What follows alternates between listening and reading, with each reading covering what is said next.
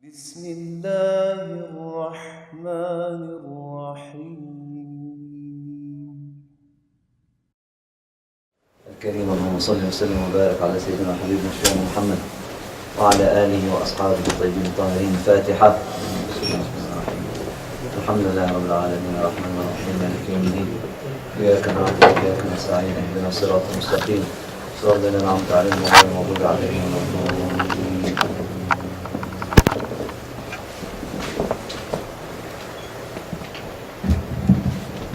Alhamdulillah, after the introduction that was given by Ibn Hajar al-Asqalani,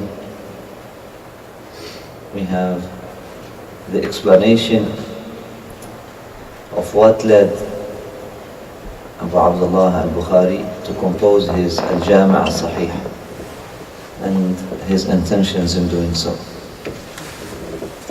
A historical tathbeet. And we said that the purpose of this is tathbeet al-fu'ad, that the purpose of what we are doing is to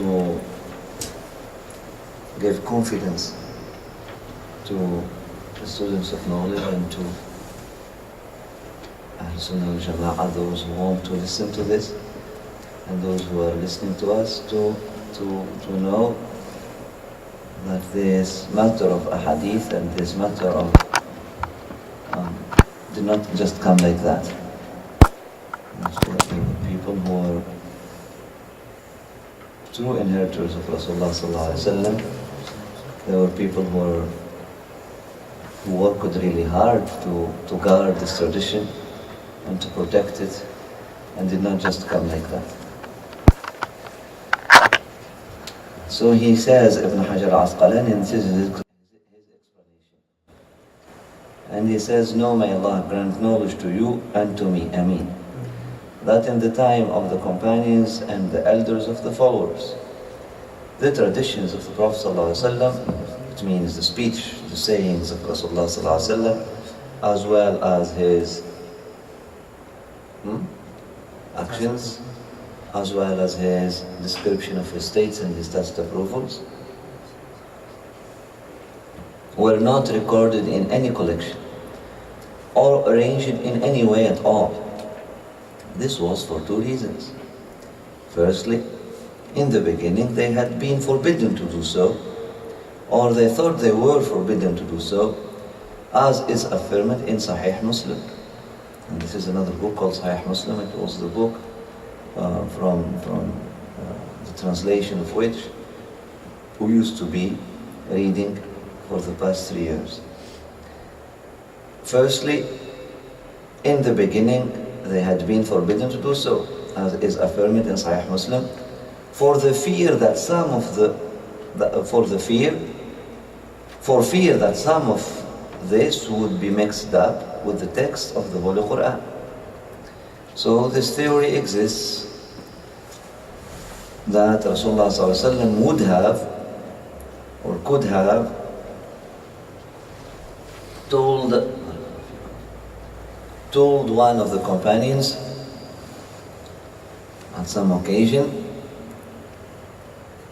to not write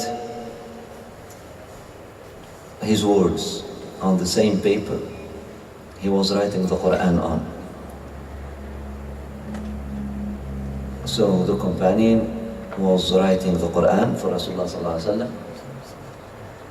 Allah wa Rasuluhu a'lam, it was Ubay ibn Ka'ab. So the companion was writing the Qur'an for Rasulullah sallallahu alaihi wasallam, was one of the scribes of the revelation. Because around Rasulullah sallallahu alaihi wasallam there were people, everyone had a mission. They had missions and they knew what they were doing. They were not muwazzafin. They were people of mission, they were not people of jobs, of function. They were people of missions. So organically, around Rasulullah sallallahu alaihi wasallam, now we have people who were not appointed by him, but they were khalas. They were chosen somehow to become doing this, or to become the caretakers of that mission, or the guardians of that tradition. Naturally, those who know how to write, and they were few. And when you say those who know how to write, it doesn't mean that those who know how to draw letters, those who know how to write well and how to write in beautiful khat, etc. So those who know how to write, they were called the scribes. One of them, he asked the Rasulullah sallallahu alaihi wasallam, what is the meaning of this word in the Qur'an? And the Rasulullah sallallahu alaihi wasallam started explaining. He told him it is this and this and this. And he started writing it right underneath the line of the Qur'an, on the same page basically. And Rasulullah ﷺ told him not to do so, according to one theory. The text is there, and it is related that in the beginning Rasulullah ﷺ told him so. People understood that it's forbidden to record the wordings of Rasulullah ﷺ because they were for fear that some of this would be mixed with the text of the Holy Qur'an. And this is but a theory. This is but a theory. It's a good theory, but this is but a theory. It's a good theory though, but it's only a theory because we cannot rely on it. We cannot rely on it as a historical fact, because it's contradicted by other facts that people kept recording the hadith of Rasulullah sallallahu alaihi wasallam. To bring both of them together, and we bring the human imagination into this, and that's why God has given us a rational and has given us an imagination. You could imagine, and we see, especially if you live with shuyukh, especially if you live with people of God, now you understand. That gives you access to understand the word of the prophethood. That's actually the best thing. That living with people of God, living with people of mission, living with teachers, that's the best thing that it could give you, is to imagine how. Give us that, or khalas, don't worry about it. Is how to actually be living with how they used to be living with Rasulullah sallallahu alaihi wasallam, and to understand. So maybe it was just Rasulullah sallallahu alaihi wasallam told that person to not write on the same page of the Qur'an, and maybe they just may have understood that it was a general nahi, prohibition. Now, number two, which is a stronger reason, their memories were strong and their minds sharp, and in addition most of them did not know how to write. And they would add, and the tradition of writing to begin with, the tradition of taking notes to begin with was not established. People would listen and memorize. They wouldn't really take notes of what someone is saying. People, they won't take notes. They will, when someone dictates, they will write. So for the Qur'an, it's not like Rasulullah ﷺ would be reciting it like that, and people are, okay, what did he say, and just writing down.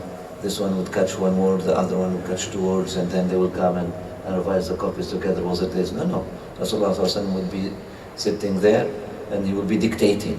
And there will be 3-4 scribes in front of him, and he will be dictating, and he will tell, show me the page, and he will tell Ali, don't write the meme like that, don't write the meme as triangle, write it as a circle, a perfect circle, do the line like this, put the dot like that. That's how things happened. And so that's why people, they believe that the khat al-Kufi, they call it al-Kufi, the Kufi khat, the khat, the script of Kufi, called al-Kufi. And if you want to be fair, we have to call it al-Alawi, because it is the khat of Imam Ali alayhi salam, is the closest one is the most mubarak one. And subhanAllah, reading from that khat, something comes into your heart. And that's not because it is very just sharp and simple. Simplicity is something. It's also it got the barakah, and it is the khat that is following the instructions of Rasulullah sallallahu alaihi wasallam the most. It got the barakah of the gaze of Rasulullah sallallahu alaihi wasallam, because Rasulullah sallallahu alaihi wasallam gazed at that khat and he corrected the khat. And he's the one who said, write the meme in that. So in the khat al-Kufi, the meme is a perfect circle, for example. The letter meme is a perfect circle, and he said, دوروا الميم وكذا, and he told them how to write the ta, how to write the meme, how to write, etc. So, and out of his concern, alayhi salatu wasalam, for beautification, a natural concern for beautification, and a natural concern for making things clear and beautiful. And avoid what? Avoid what, Sidi Karim? What is the concern of someone who wants to deliver a clear message? His concern would be to avoid confusion. Barakallah feek. Na'am. Then towards the end of the age of the followers, and when you say followers here, these are at-tabi'in. So when we say companions and elders of Muhammad Rasulullah sallallahu alaihi wasallam, and the elders of the followers, these are not honorific titles. These are what? Bismillah, yallah, wake up, give me the, interact with me. Sidi Karim, Sidi Mina, Sidi Terry, interact with me. So when we say companions and elders of followers, this is what? Are these honorific titles? We want to praise those who lived with Rasulullah sallallahu alaihi wasallam, telling them, thank you very much, you gave company to Rasulullah sallallahu alaihi wasallam. Is it to praise someone when you say companion? Does it have any value, judgment, jugement, valeur?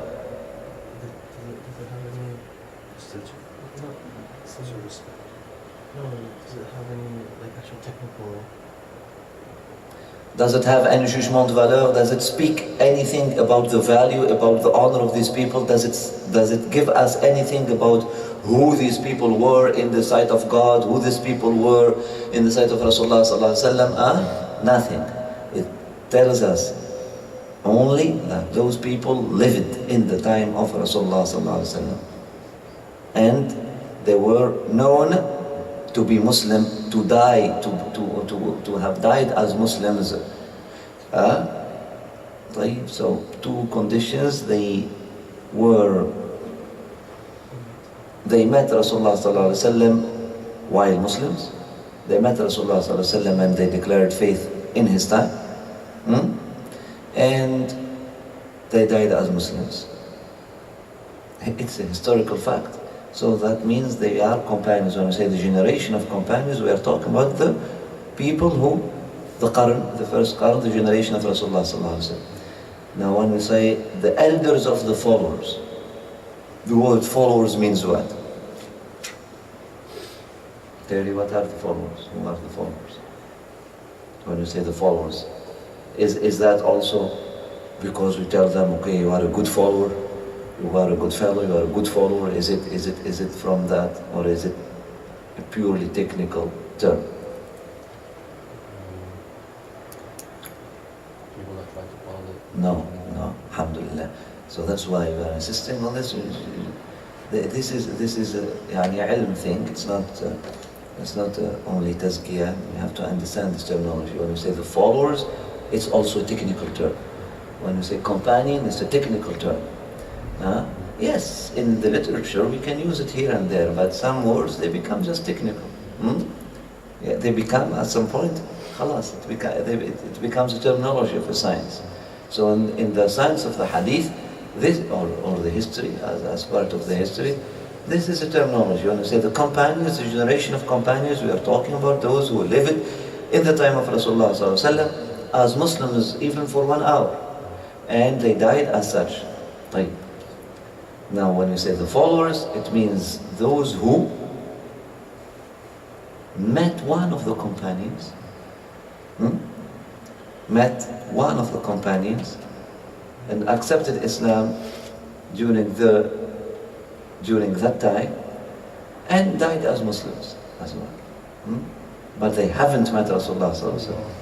When you say follower, it means he did not. Why should we call them tabi'in then? Because they are the follower of the first generation. So they are the second generation. So if we want to be more precise today, instead of translating, that's why this translation, barakallahu fi, but scientifically speaking, it's not a good one. Because if you want to give, it's not good enough. If you want to give a good translation, we should say the first generation, the second generation. We should use a terminology like that, or at least should use it in parallel, or put a footnote, put somewhere, so someone like me, who is just who knows only literature, maybe, and I have never studied Hadith, and there are the companions, the elders of the followers, who are these people?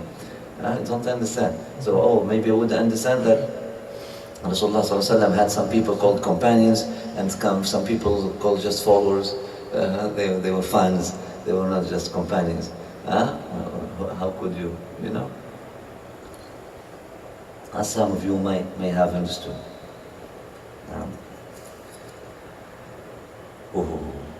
Bismillah. Alhamdulillah. Your potential self is infinite. Alhamdulillah.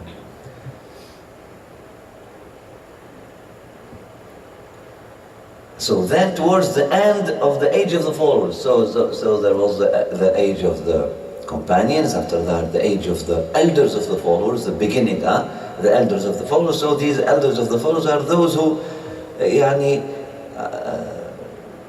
accepted Islam like a few months, a few days, few months, in the first years after Rasulullah ﷺ passed away. So they became called what? The elders of the followers. And after that, the Asr al-Tabi'in is the longest one. The time of the followers, the age of the followers is the longest one. Why? Who can give me an explanation? It's math. Why do you think that the age of the followers at Tabi'i was the longest one? Actually, it is 120 years. How could that happen? Why? No. Yeah, because even if a companion was one day year old, at the time of Rasulullah ﷺ, would be called a companion. And then if that 1 year old now lives for 80 years or 100 years, and then you find someone who would meet him after that, he would be called so the whole generation would be called the follower, because one of the companions was still alive. So was there a companion that was 120 years old? Yeah. Yes. Sayyidina Anas bin Malik, for example. He lived long. He lived long. It is related that yes, some of the companions, it is Asr, Allahu A'lam, between 70, and some people they would tell it's 120 years. The Asr Tabi'in, it was long. Now, because many of the Sahaba, they were there, and as long as there is this potential, as long as there is this opportunity for someone to meet the companion, we call that age the age of the followers. After that, then towards the end of the age of the followers, traditions, and also when you say tradition here, are we talking about a romantic thing, but also it's technical terminology. When we say traditions, what are traditions again? Who can give me the traditions? When you say the prophetic tradition, just give me 3 words. The speech of Rasulullah ﷺ, the actions of Rasulullah ﷺ, description of the actions, not the action, description of his actions, of what he did and what he, and his tacit approvals. His tacit approvals. Tacit approval would be like, he was sitting in a wedding and people played the drums and they started dancing, and he was there, alayhi salatu wasalam, and smiling like that, that would become a sunnah. Without him standing up and singing with them and dancing with them. The fact that he approved of it, it becomes a sunnah, it becomes a tradition. He didn't object to it. He did not object to it. The fact that he did not object to it, it's an approval. We call that a tacit approval. So the approval of Rasulullah ﷺ would be a word, would be speech. If it is not tacit, it would be, if it is not implicit, if it is an explicit approval, it would be what? It would be yes. أحدوا بني أرفدة. For example, singing in the caravans, singing in the when we are traveling as a group. It's not just a tacit approval. It's a sunnah, amr, بالنص. It said, وَحْدُ بَنِي أَرْفِدَةً. It's a command. It's a command. Reciting the Qur'an in this way, for example, with chanting it and beautifying the voice with it, is not just a tacit approval, it is a command. Etc. Making graves beautiful from inside, not from outside. From inside, when you dig the hole, it has to be really and refine the stones and make it really, make it beautiful and make it welcoming as a command from Rasulullah sallallahu alaihi wasallam. It's not just a tacit approval. He has seen someone doing so, he let him do it. No, he was the one who said, do it like that. And he wasn't happy when he saw that they left some harsh and sharp stones coming out of the walls of the grave. He just went himself and he took them out and he refined them with his noble hand, alayhi salatu wasalam. Bismillah. Now, towards the end of the age of the forest, so we're talking now 100 years, 7 years after Rasulullah sallallahu alaihi wasallam passed away and more, traditions, again, speeches, began to be recorded and arranged according to topic. They began to be recorded and arranged according to topic. This was because the scholars had spread throughout the lands and many heretical innovations had arisen, such as the Khawarij, al-Rawafid, and al-Qadariyah, who disbelieved in fate. So again, these are groups. When we say al-Khawarij, who are the Khawarij?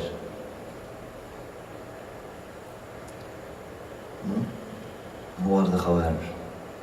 That was the first innovation. That was the first innovation in Islam. Khawarij are people who decided to do what? What made them Khawarij? Who are the Khawarij? Are they companions? Was there a single companion amongst the Khawarij? A single one? Who was even just got blessed with the tahniq from Rasulullah sallallahu alaihi wasallam, or just Rasulullah sallallahu alaihi wasallam just took him by his hand? Was there one? No. They were not blessed with one of the companions to be amongst them. So who are they? What made them Khawarij? So technically speaking, so if they're not companions, they're what? Followers. They are from the Tabi'in. They came in the Asr of Tabi'in. So they are people who embraced Islam when? After Rasulullah sallallahu alaihi wasallam. Or they were born into Muslim families after Rasulullah sallallahu alaihi wasallam passed away. So there were people who embraced Islam after Rasulullah sallallahu alaihi wasallam passed away, or born into Muslim families after Rasulullah sallallahu alaihi wasallam passed away. 1, 2. That's it. That's why they were called Khawarij. So converts are Khawarij. No. Have to continue. And what?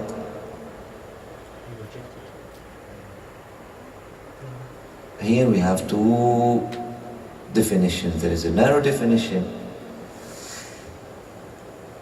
that explains the beginning of, or that explains the point, the turning point in history that made this movement clear, that allowed this heresy to manifest. Again, it's a turning point in history that allowed a rotten thing which is already there, khalas, to manifest. You understand?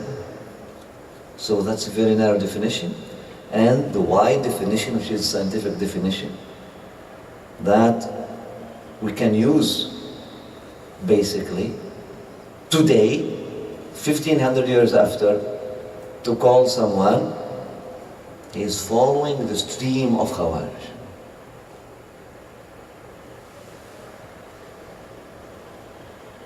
طيب.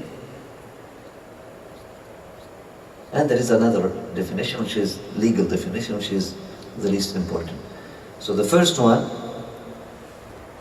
in the time of Imam Ali, alayhi salamullah, he had, alayhi salamullah, to fight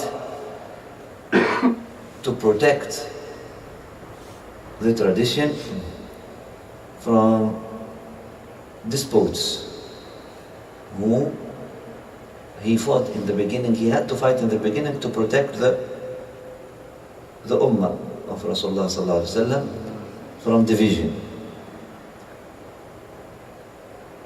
After Sayyidina Uthman ibn Affan had been or was martyred, there was a big division. Already during his life there was a big division that led to his martyrdom.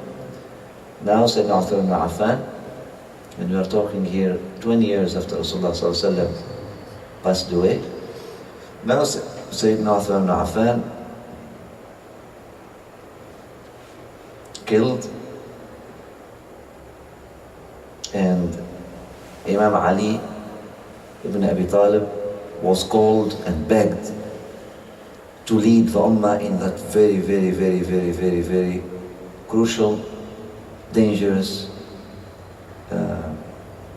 give me other words, harij time, that crucial, dangerous, delicate, very sensitive time. He was called, he was begged. Imam Ali was known after Rasulullah ﷺ passed away to have chosen an apolitical life. He would just stay in a small group of companions, teach them, and he had chosen to be amongst the crowd. The companions, the elders of the companions, the Sayyidina Abu Bakr as-Siddiq, Sayyidina Umar al-Khattab, Sayyidina Uthman ibn Affan, they would consult him, they would go to his house to ask his opinion, etc. But Imam Ali was known to be, he has chosen for himself this what we call the low profile. Not because he was upset with anyone, but he had something that he needed to protect. Also, he noticed that he had a big charisma, and he noticed that some people, some young people, were attracted much to him, and he heard and overheard that some people started spreading some stupid things like, oh, he must have been the caliph after Rasulullah sallallahu alaihi wasallam, not Abu Bakr. He must have been, he is actually better than Umar. And especially during the time of Uthman ibn Affan, they started, this is a young man, why should we have this old white beard? He doesn't even remember what did he say yesterday. Indeed, Sayyidina Uthman ibn Affan at some point, it's not true that he lost his memory, but he was old. He was old when he was appointed the caliph. And when he overheard these things, he decided to just stay at his house. And he would visit the caliph at night. He would counsel him at night. But he wasn't present in the court of the caliph. Say caliph, what's the caliph? Also, it is a technical term. When you say caliph, so for how long the caliphate, the institution of caliphate, Khilafah lived after Rasulullah sallallahu alaihi wasallam? 30 years only. That's it. How many caliphs did we have after Rasulullah sallallahu alaihi wasallam? 5. Abu Bakr as-Siddiq, radiyallahu anhu, Umar al-Khattab, radiyallahu anhu, Uthman ibn Affan, radiyallahu anhu, for the longest period, and the most blessed one, during the time of Sayyidina Uthman ibn Affan, Islam spread like from far east to far west. But in the same time, subhanallah, there was this civil war that started, and we'll explain why. And then Sayyidina Ali ibn Abi Talib, and then the Hassan, the son of Ali ibn Abi Talib, for a few months, and after that it became what? We did not have an institution of caliphate after that, even though they call it the caliphate, al-Khilafah, al-Umayyah, or al-Abbasiyah, or al-Uthmaniyah, but according to the prophetic terminology, it's not a caliphate, it's not a khilafah. It's another definition. Politically speaking, yes, you can call it khilafah. It's a khilafah in the meaning that it came after Rasulullah sallallahu alaihi wasallam to take control of the political life. But what was that? It's what they started having kings and emperors. That's it. So Muslims, they had 5 caliphs after Rasulullah sallallahu alaihi wasallam, 5 successors to Rasulullah sallallahu alaihi wasallam, Khalifa, and that institution has yet to be studied and understood.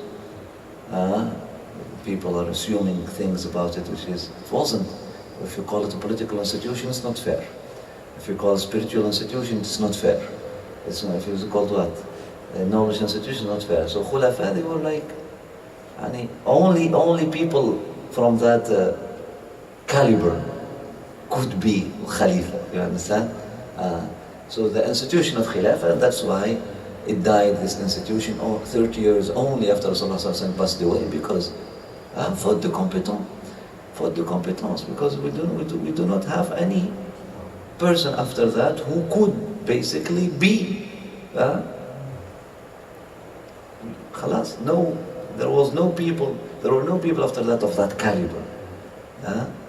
Because Abu Bakr as-Siddiq in his time, Umar al-Khattab in his time, Uthman ibn Affan in his time, Ali ibn Abi Talib in his time, Hassan ibn Ali in his time, these 5 people, they were in the same time the most knowledgeable people,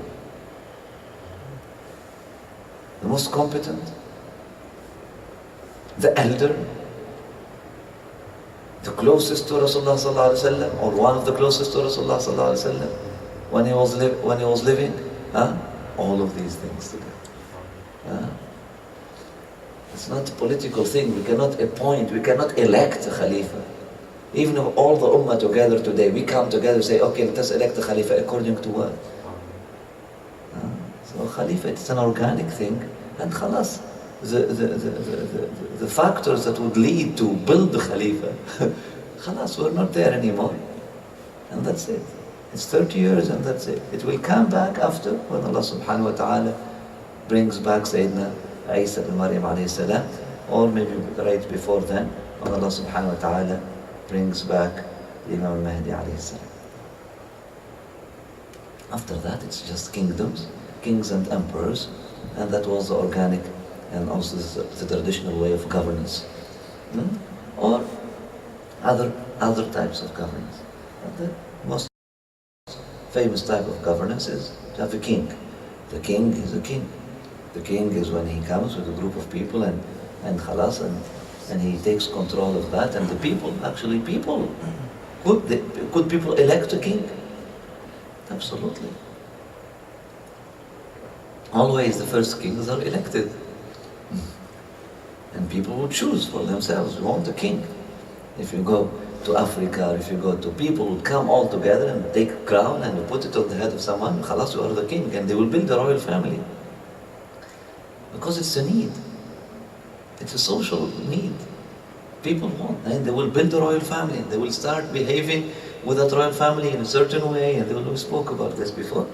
And that's a social thing. So it doesn't mean that because they are not elected or elected. Elections do not have anything to do with this. Why am I saying this? Because some people today, they mix things في رمضان في شعبان, and they'll say, oh, a caliph is the elected one, and because everyone loves him, he's a caliph, and the king is not elected, but he's the one who came with his army or something like that. No. Islamically speaking, the caliph has its own, its own definition, and the king is ala kulli hal. Now Sayyidina Uthman ibn Affan killed, Sayyidina Ali ibn Abi Talib was begged to step in, and he became the caliph. Now we have people who came to him, and they told him, they started this fitna, and they told him, we are not going to come with you, obey you. You are our caliph, okay, but we are not going to obey you until you find who killed Uthman and crucify him or punish him in public. So them two things. First of all, this is not the time to make any investigation. It's not a human being, one human being who killed Uthman, it's a civil war that led to that. If you want me to be fair, if you want me to be the judge Rasulullah told you that I am, and aqdakum, that means I have to investigate who started the civil war, first of all. Maybe it is one of you. Actually, it was the one who started, who was talking to Sayyidina Ali like that, was the one who started it. I will have to, and actually, they were fearing that this investigation will lead to discover and uncover their plots, etc. They said, no, please, khalas, let us kill these small kids who ended up like, jumping on the castle, on the house of Sayyidina Uthman ibn Affan and killing him. And I said, no, I'm not going to call these small kids who are but tools, and pawns. Let me see let me investigate and find out who are behind this. How did all of this start? In the house of whom? In the shura of whom? Who started this? How did you start this? Because he was aware of some of it.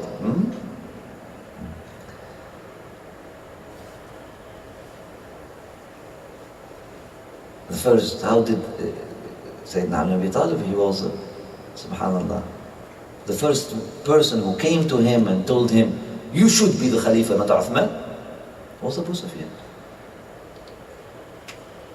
Subhanallah. Ala kulli hal. So he wanted to see. Imam Ali said, first of all, that's how things should be led, and these investigations, they may take a few years. It's not a matter of just taking one kid and killing him because of Uthman. Because technically those who killed Sayyidina Uthman were kids. The oldest had 18-year-old. Bunch of kids, civil war. And some people would come out through wars like this. He's a kafir, he changed what Rasulullah did. He did not follow, and those kids, they came. Who is this man who changed what Rasulullah? Let us go and khalas, finish it. And that's it, and they jumped inside the house and they killed him. They were a bunch of kids.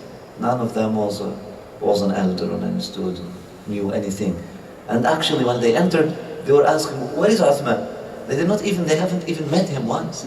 They don't even know who is Uthman. They don't know his face, let alone his history.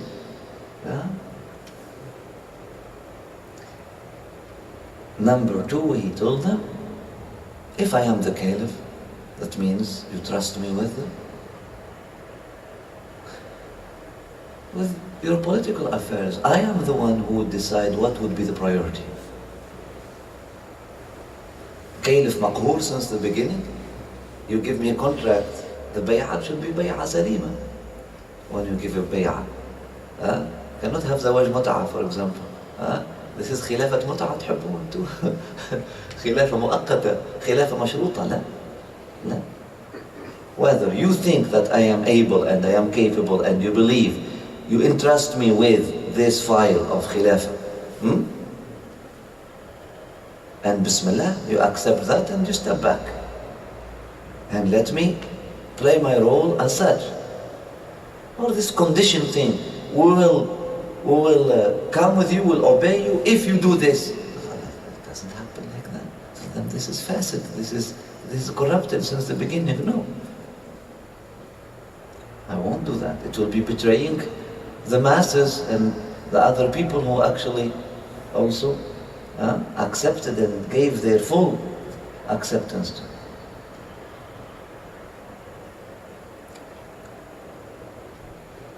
So that group of people, they left from the house of Sayyidina Ali ibn Abi Talib and they took the shirt of Sayyidina Uthman ibn Affan and they put some blood on it. And they took one shirt, Allahu A'lam, was it actually truly the shirt of Sayyidina Uthman ibn Affan? Or anyways, it was thrown to them from the house of Sayyidina Uthman ibn Affan, the shirt with some blood on it. And they made people believe that was the shirt in which Sayyidina Uthman ibn Affan, Ahl was killed.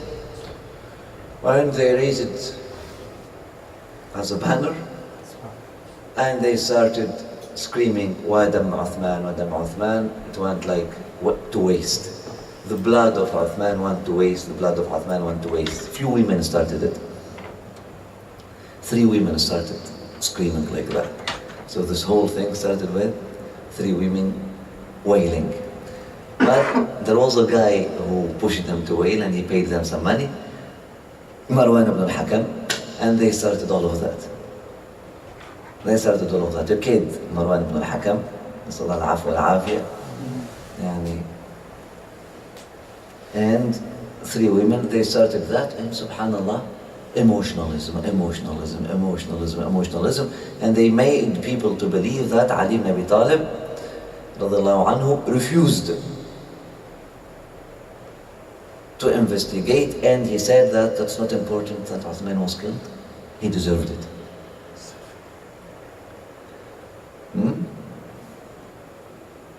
He brought it to himself. That word made some of the companions angry. How could he say that? How could he say something like that about his elder? How could he say something like that about his predecessor? Etc. And things happen. So Imam Ali was forced to fight in order to protect the body of the Ummah, because these people who refused to what we call pledge allegiance to him, they were not from the town of Medina. Some of them were in Iraq, some of them were in Egypt, and some of them were in Syria. That means what? That means the very young community of Muslims is at risk to be, is at risk of division. And now we'll have a kingdom or a khilafah for Imam Ali, Medina, Hijaz, Mecca, etc. And we have those people there.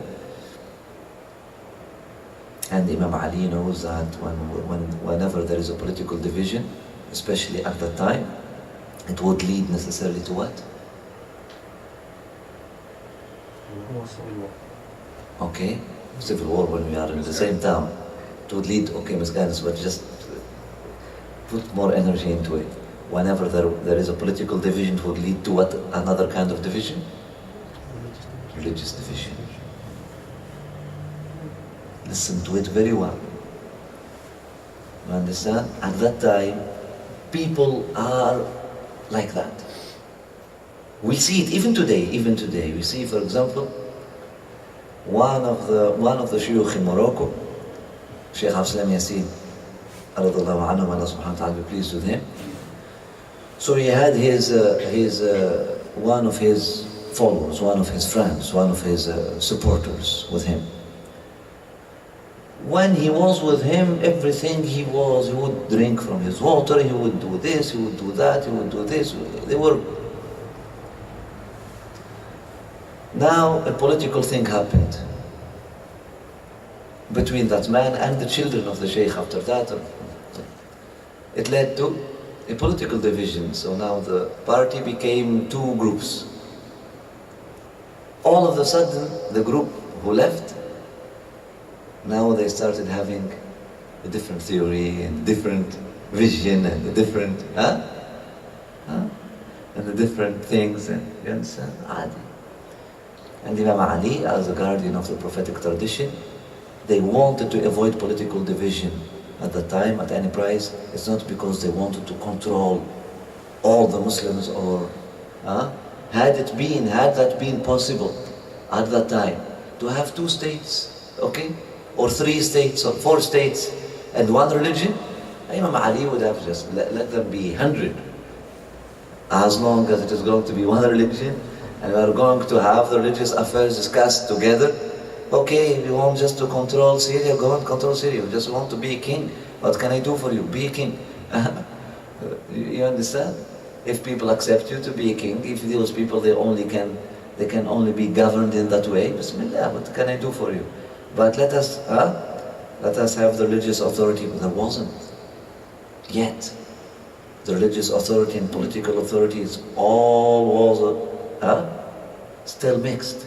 People wouldn't know that, okay, for kings, we'll give to Caesar what belongs to Caesar, and we'll give to God what belongs to God. People were not. There wasn't any institution that would facilitate that would allow that to happen. Who are the people of God and who are the people of Caesar? It wasn't clear in the spirits of people yet. You understand? It wasn't clear. Things were not made clear. No schools yet. Nothing yet. Nothing yet. Companions teaching, and now these same companions, the majority of them are with, some of them with Sayyidina Ali, the rest of them, they want, some of them in Syria, some. So what's going to happen now? A political division, and then what? Are we going to end up having many religions? Number 2, Imam Ali heard very well from Rasulullah that the Khilafah will be after me for 30 years. We are still within the 30 years. That means it's not time to give up the fight. The deadline has not come yet. I will have to, khalas. Since Rasulullah said it's 30 years, we have to at least to lead to that point. Bismillah. At least these 2 reasons. Imam Ali alayhi fought. For that reason, the vast majority of the companions came back to him until one night called Safin. Now the night of Safin, it was the army of Imam Ali, the Khalifa, against the army of a despot. Politically speaking, maybe he became a saint after that. We're not talking about the qualities of the people, we are talking about the political thing. The army of a despot, who self-appointed king, Muawiyah ibn Abi Sufyan. And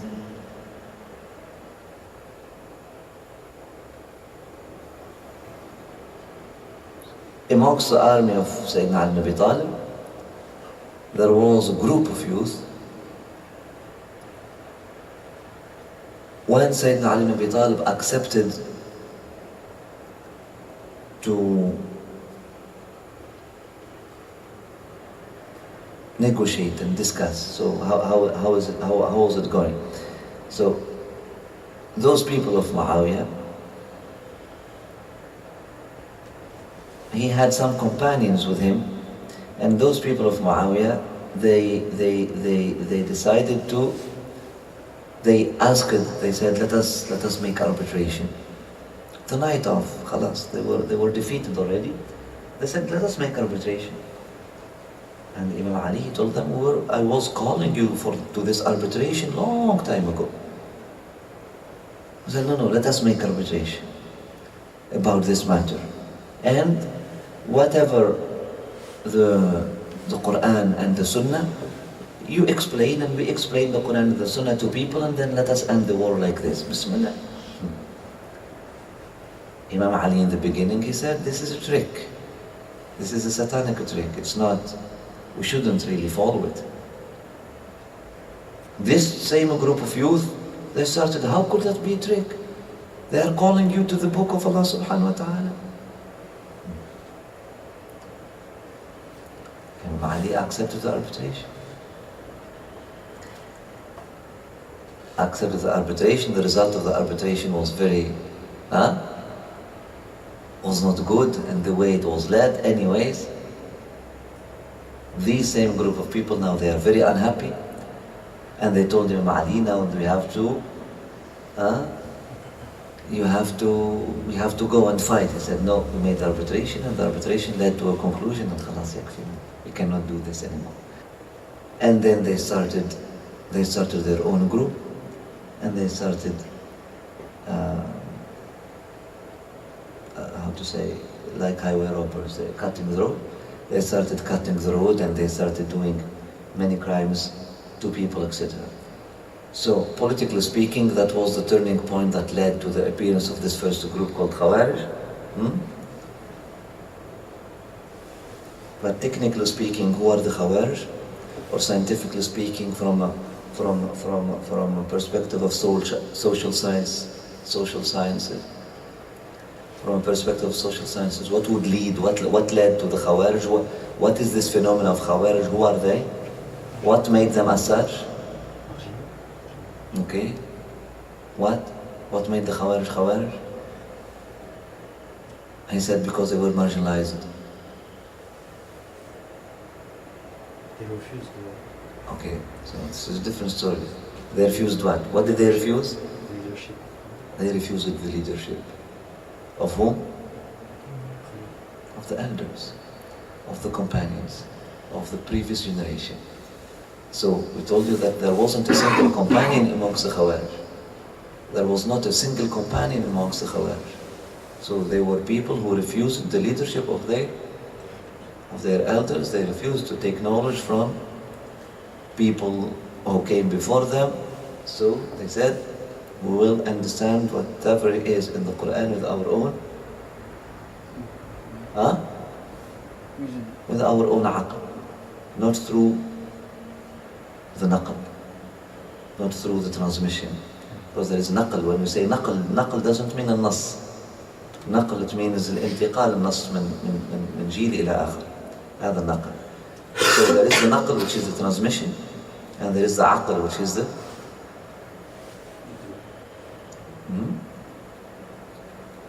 intellect, the aql, the reason. The sunnah of Rasulullah sallallahu alaihi wasallam is to put the aql at the service of the naql. The sunnah of Rasulullah sallallahu alaihi wasallam, and that's the organic way, is to put the rational, is to put the reason at the service of the tradition, of the transmission, of the traditional transmission of knowledge. The sunnah of Iblis, wal-'iyadhu billah, may Allah subhanahu wa ta'ala protect us from it, is to put what? Is to tawdhif al-naql, is to use the naql, is to use the transmission as a pretext to justify the decision that was already made by the aql, by the mind. So Iblis, when he refused to prostrate to Adam, was it because a misinterpretation of a command of God? But there was a command of God already that don't prostrate to other than me. There was a command of God. Do not prostrate to the creation, prostrate to the Creator, or create to the creation. There was a command of God. But when Iblis refused to prostrate to Adam, was it because of the command? It was because of his aql. Assalamu alaikum. And when the aql is not under the command, it is under what? It is under the command of the ego. So now it is the aql, corrupted aql. It's not the intellect. It is It is the corrupted aql. It's not the human intelligence, the true human intelligence. It is just the reason. It is the aql, it is the brain, it is the aql, and it is controlled by the corrupted and controlled by the ego. So this aql said, I want to prostrate. Why? Based on what? Based on egotistical reasons. Based on egotistical reasons. Now, he used to justify that. Using what? Using the command of God Himself. So it's God who told him prostrate. He told him, how could you change your word? You told me in the beginning to not prostrate to Him, do not prostrate to any creation. Now, أسجد لما خلقت. وهكذا. Since that time, until today, we still have the same way. May Allah subhanahu wa ta'ala protect us. So the Khawarij, قوم صدقوا العقل على النقل. And that's innovation. That's how innovations start. Any innovation. When you bring the aql and you put it before the naql. When you put the aql as a king above the naql, above the elders, above the tradition, above what comes before. We should put the aql at the service of the naql and not the opposite. Not the opposite, because this religion came to us not through aql, not through human intelligence, like that. It's not the human intelligence that brought this religion it's not. It was an aql. It was transmitted. It was given to Muhammad sallallahu alayhi wa sallam by Allah subhanahu wa ta'ala through Sayyidina Jibreel alayhi salam. And after that it was inherited by the generation of the companions. After that it was inherited by the generation of the followers at Tabi'een. After that it was passed on to the generation of the Tabi'een, etc. until it reached us. So is the religion a rational affair? Since when? So people today, they come and discuss religious affairs with their brain alone, with their aql alone. Rational. Does it make sense? It makes sense, okay? So since the beginning, nothing made sense. How could that make sense? That an angel comes to a human being in a cave and telling him, read what? So has the religion ever been a rational affair? Or from the world, from the alam al-aql, it has always been from alam al-amr. It has always been from alam al-amr. Has the religion been from alam al-khalq? Once? No. It has always from alam al-amr. It's from alam al-ruh. يلقوا الروح والروح من أمر ربي. All this, it is a revelation. So it is a spiritual affair. It is something deeper. So and we cannot entrust the aql alone, the immature aql, just and say, hey, you'll create a religion. Otherwise it will be what? It will be an ideology. The religions created by the aql are ideologies. And the aql, impure aql, commanded by the ego, that ideology would lead to what? تجعل فيها من يفسد فيها ويسفك الدماء. It will be to corruption and killing people, and that's it. So when you say that the Khawarij are the first innovators, or the Khawarij are the first innovation in the deen, it is true and wrong. Because the first innovation was what?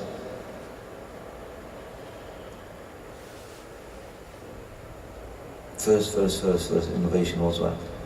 It was during the time of Sayyidina Uthman ibn Affan, those who made that civil war.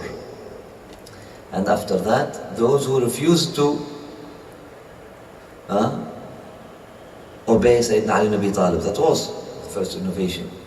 They did not allow the Khalifa to be a Khalifa. But they say we cannot call them as such. Why? Because they remained at the political level. They did not actually affect the religion. Why? Because Sayyidina Ali ibn Abi Talib and the companions, they were strong enough and they protected the religion from that. But the Khawarij, after making that political division, they actually ended up changing the Aqidah. They changed the Aqidah. So the Aqidah of the Khawarij is not the Aqidah of Islam. So we cannot call them as such. The Aqidah of the Khawarij is not the Aqidah of Ahl Sunnah, it's not the Aqidah of Islam. For example, they have this idea, many ideas, and they led to many other innovations. So anyways, their political thing, their political position led them to be alone. They isolated themselves from the generations before them, and they were people who would just give the sultan of the aql. So this mind has to judge everything. We read the text, and the Khawarij, they are the first people who said, all what we follow is the kitab. All what we need is the khalas. We read the book, we have the book, we have the book. We have minds and we have minds, and our minds, we read the text and we know what to read. We know Arabic language. It's not strange, and we'll give it the meaning that it comes to our mind. Khalas. And that was the Khawarij. We still have that fashion today, we still have that. So anytime you find that generation, young people, subhanAllah, same always. And Rasulullah ﷺ described them. He said, حُدَثَاءُ الْأَسْنَانِ سُفَهَاءُ الْأَحْلَامِ. They will be young people with silly, basically, silly young people, سُفَهَاءُ الْأَحْلَامِ. They don't, الْأَحْلَام means الْعُقُول. They have they have lack of judgment. Young people with lack of judgment. هُمْ قَوْمٌ, when he described them, when they will come people. حُدَثَاءُ الْأَسْنَانِ سُفَهَاءُ الْأَحْلَامِ. After Rasulullah ﷺ saw a glimpse of how they will be like. He was sitting ﷺ one day, and the man came to him, and he told him, was standing in front of him and putting his hands like this, or one of his hands like this, and he told him, Ya Rasulullah, this is not a division that the face of God was sought by it. The division, after Rasulullah ﷺ divided, he divided the beauties of war. He gave to this family, he gave to that person, he gave to that person, he gave to that person, and he gave people more than other people, and he gave in a way.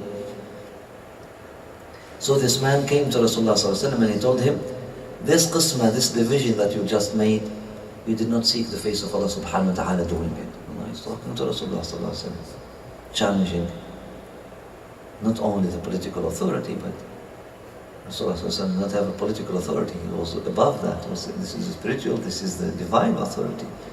Like, how could you say that? He said, who would be just? Who would be fair if I am unfair? Who would be just if I am unjust? Rasulullah ﷺ was teaching him. Wait, trust the transmission and understand, because there is a mission here. There is, come and ask me. If you don't understand something, don't do like that. And Rasulullah ﷺ actually, he even explained to him, he told him, I did that because. And the man was not happy, and he left. And some of the companions, they were so upset with that man, and they even wanted to kill him. Rasulullah ﷺ said, no, don't kill him. He says, La ilaha illallah Muhammad Rasulullah ﷺ, and he's not fighting, don't kill him. But he said, we'll come after him, and anyways, even if you kill him, he's one human being. What are you going to do with this whole thing that will come after? Said, at his model, following his example, he said, following his example, they'll be actually looking like him. And the man, subhanAllah, had a long beard, shaved hair, and well-built body. It's not to point fingers, but Sadaqa Rasulullah ﷺ. Why we recite this? Because it makes us love him even more. The way he described them, ajib. And they read the hadith, and they go and imitate that again. Ajib, subhanAllah. I said, when we come people at his model, following his example, young, with lack of judgment, using the hadith as a tool. يقولون من قول خير البرية. Their speech, their favorite talk is the hadith. Their favorite topic will be the hadith. The hadith of Rasulullah sallallahu alaihi wasallam. And they will be reciting Qur'an, but it won't reach their heart. It will remain on there. And they will be so obsessed, and they will be so occupied, so busying themselves with my hadith, with my teachings. But they will leave religion and never come back to it after that. They will miss the religion and will never come back after that, the way the arrow would miss its target. Subhanallah. Or would go through its target and then and go beyond it. Subhanallah. And in some narration they asked him, how could that happen, Ya Rasulullah? I said, because they will be yukaffirun an-nas. They will be treating other people as they will be, and he said, yukaffirun an-nas. The understanding that people understood so far is they will be treating Muslims, they will be judging Muslims and treating Muslims and calling Muslims kuffar. The meaning that just came to my mind now, actually they would be leading people to kufr. Yukaffirun an-nas. With what they are doing, they will be just leading people to be giving people all the reason to become kuffar. This religion, we don't know. If this is the religion, no. And subhanallah, we see it after this Islamic State thing, and after this revolution in Egypt, and after that, how the atheism became the fashion in Iraq, in Syria, in Egypt. And atheism is growing in a way that unprecedented. Everywhere, in Tunisia even, everywhere, subhanallah, in Libya, and people started, what is this religion? If this is the religion. Algeria, after Islamist groups jumped over the political affairs, etc. Subhanallah. Not only they treat Muslim people as kufar, but just the meaning came to mind, they will lead people to kufr. Not only they would make takfir, but they will lead people to kufr through their things. Allah subhanahu wa ta'ala protect us. So these were the Khawarij. Allah subhanahu wa ta'ala protect us from their fitna and protect us from the fitna within us. The first Khariji was Iblis. It's Iblisiyya. When you always and again keep this definition whenever you put your aql before the naql, before the transmission. And when you say the aql, not the pure aql, not the pure intellect, not the intelligence. You can't make ijtihad with the pure intelligence. Then when you have pure intelligence which is under the control of the soul, and you have something, and after you received your education, and absolutely at some point you have to put that aql at the service of the revelation. And you see how you are going to convey it better, how are you going to, yes, and you may change the language. Not you may, you have to change the language. Imam Ali, he says, you have to speak the language of your people. It's not because, they speak Latin, or speak Latin, speak French, or speak French. No. You'll have to change the language, you'll have to update. You'll have to update the form of all of that. You have to use your aql to do so. But the aql should be at the service of the tradition. And not the opposite, not making the tradition a tool to justify your aqli thing. So when we talk about the Khawarij is a aql movement, even though all what they are talking about, Kitab wa Sunnah, Kitab wa Sunnah, Kitab wa Sunnah. And they are aqlaniyun. It's a aql movement. It was based, Kitab wa Sunnah bi ay fahm. So they are saying Kitab wa Sunnah, Kitab wa Sunnah, Kitab wa Sunnah. But for example, the Khawarij of today, Kitab al-Sunnah, according to the understanding of Muhammad Abdul Wahhab. Okay, let us see this man. How did he start? How all of it happened? How all of it started? Did he have shuyukh? No. How did he become an alim? He studied books. And then that led him to what? That led him to think that he was smarter than all the shuyukh of his time. So, he put the naql at the service of the aql.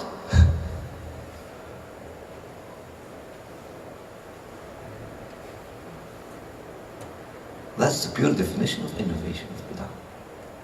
That's the Khawarij, how they started. Nas'Allah subhanahu wa ta'ala afiyah. Again, I repeat it. I'm not telling you to come brainless. No. Don't come brainless. All what we are asking is to put your brain at our service. Come and think. And put your thinking and your brain and your intelligence at the service of the naql, at the service of God, at the service of the...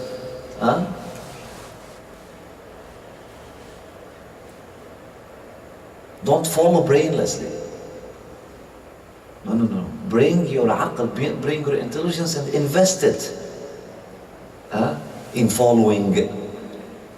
Otherwise, if you follow brainlessly, the time you start thinking, you will use your brain against me. This is another innovation. People who follow brainlessly, the day they start thinking, the day they wake up, they have their renaissance. You understand? This whole thing of renaissance. Because they were following brainlessly. It was a dogma. They did not have a religion. They had a dogma. They had an ideology in the Middle Age. They did not have a religion. They did not have something like that. It was a dogma. It was tasallut. It was a religious despotism. It was tasallut ala al-uqul al-nas. They were brainless. We have to follow brainlessly. Like this. We tell you, go and kill these people and you will get a ticket to paradise. Bismillah, I'm going to kill them and get a ticket to paradise. That's how they were. There's also like an obsession of challenging too. Challenging too? Like just well, from my experience, like I've met from people that like they just have that obsession of challenging someone's authority. That's right. Naam, that happens. That's the Khawarij after that happens. But we are talking about the Renaissance, those who follow brainlessly now. So the people of, for example, European people, they were following brainlessly, without thinking. The time they got their mind empowered, and there is nothing wrong in having the mind empowered, but because they were following the religion brainlessly, they were following the Christ and they were following the religion, they were following their priests, they were following the church brainlessly. They were not putting their brains at the service of the church. They were following the church brainlessly, without brains. And that's another bid'ah in the human being, following something with no brain, brainlessly. No. Never do that. Because when you start thinking, you will start your thinking against me. That's not, only fools will accept people to follow them brainlessly. Don't follow brainlessly, without thinking. So, they were following brainlessly, with a disempowered mind, to use another language, a totally disempowered mind, just believing in, how do you disempower the mind? You disempower the mind when you make the mind rely on miracles and things like that to believe. So their minds were disempowered, totally disempowered. And they were following the church brainlessly. The time the mind was empowered, the day God has given them the possibility to have their minds empowered, What did they do? They broke the church and they erased the church and they fought the church and then they said خلاص.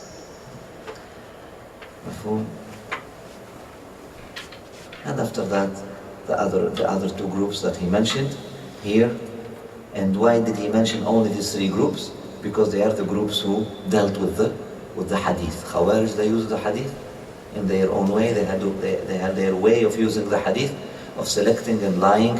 They were the first liars about the hadith. They would select the hadith that would fit their the teaching that would their agenda, and they would hide the hadith that doesn't fit their agenda, and they had their own thing. They played with the hadith.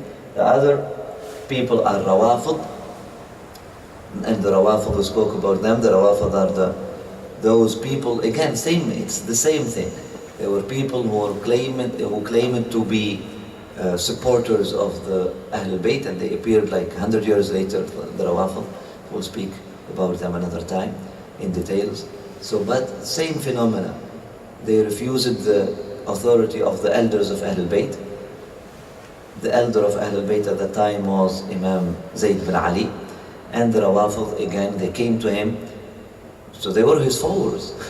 They were his followers. They came to him, he was their Imam. They came to him as his Shia, as his supporters.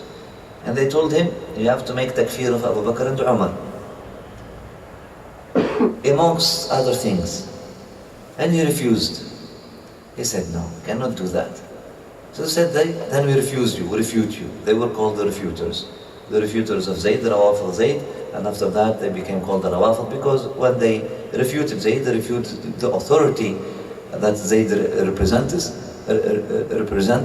and that was not only Zayd, but all the Imams of Ahlul Bayt before Zayd and all the companions, and it goes back to refuting the authority of the Naql.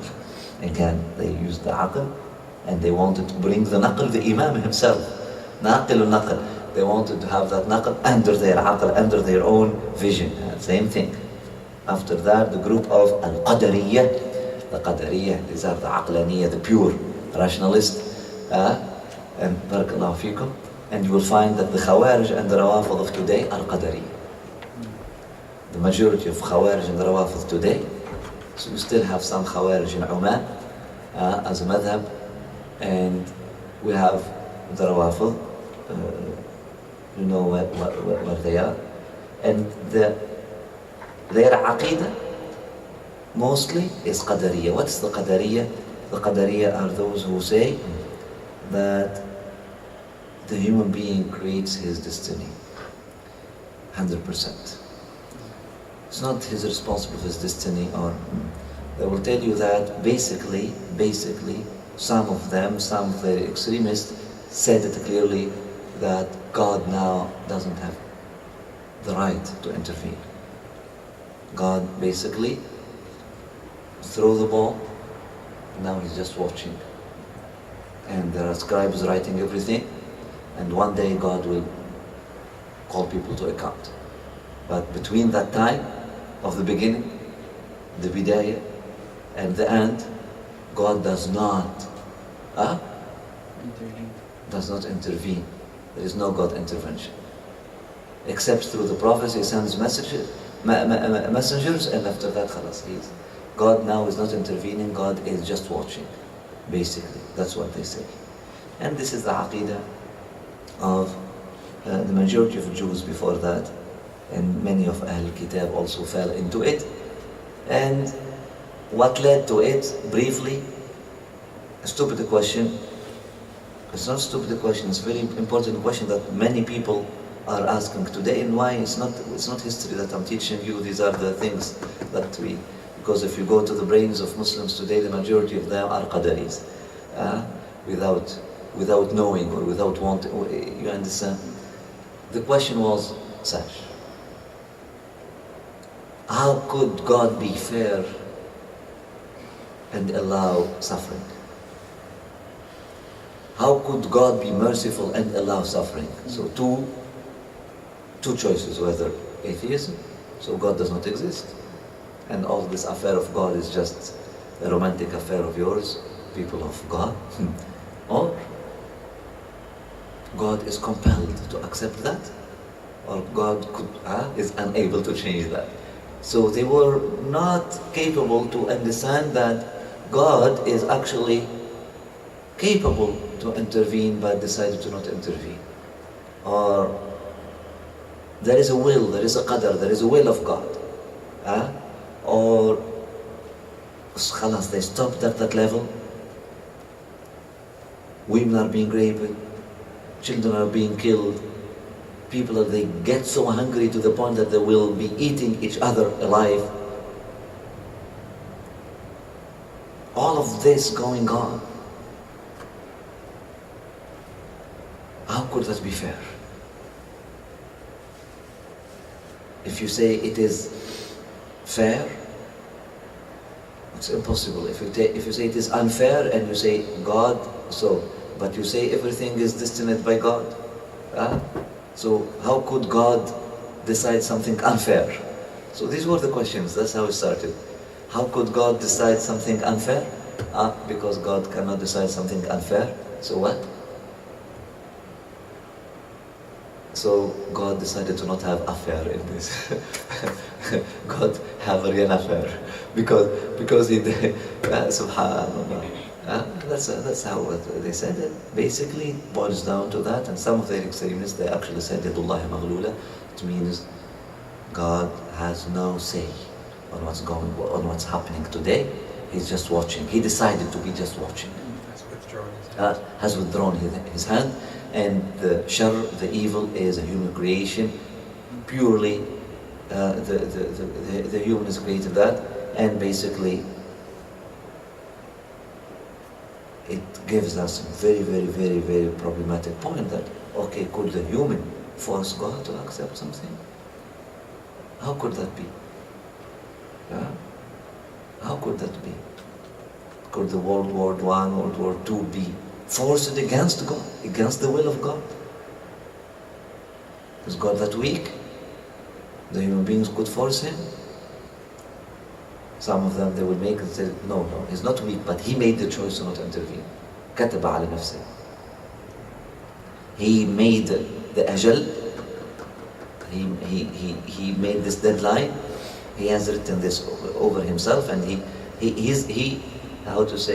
himself decided to not do anything and to watch. And then, okay, how could that be fair? And allow suffering. So he would be allowing suffering at the same time. So it's a huge discussion. And again, because they did not go to their predecessors, the people of yaqeen, the people who knew how to live in harmony with God, the people who know God, they did not go to those people to ask them, how could you live with this qadr? How could you understand it? They did not go to the naql. They decided to go to the aql. They ended up creating that innovation called al-Qadariyya, which is a firqa of al-Mu'tazila or al-Mu'tazila in general. And وهكذا, may Allah subhanahu wa ta'ala protect us. And why did he mention Imam al-Asqalani, why did he mention these three people, even though at his time there were more than 200 innovations already? They were counted already at the time of one of his predecessors, Imam Suyuti, like more than over 70 groups already were there. Why did he count these three in particular?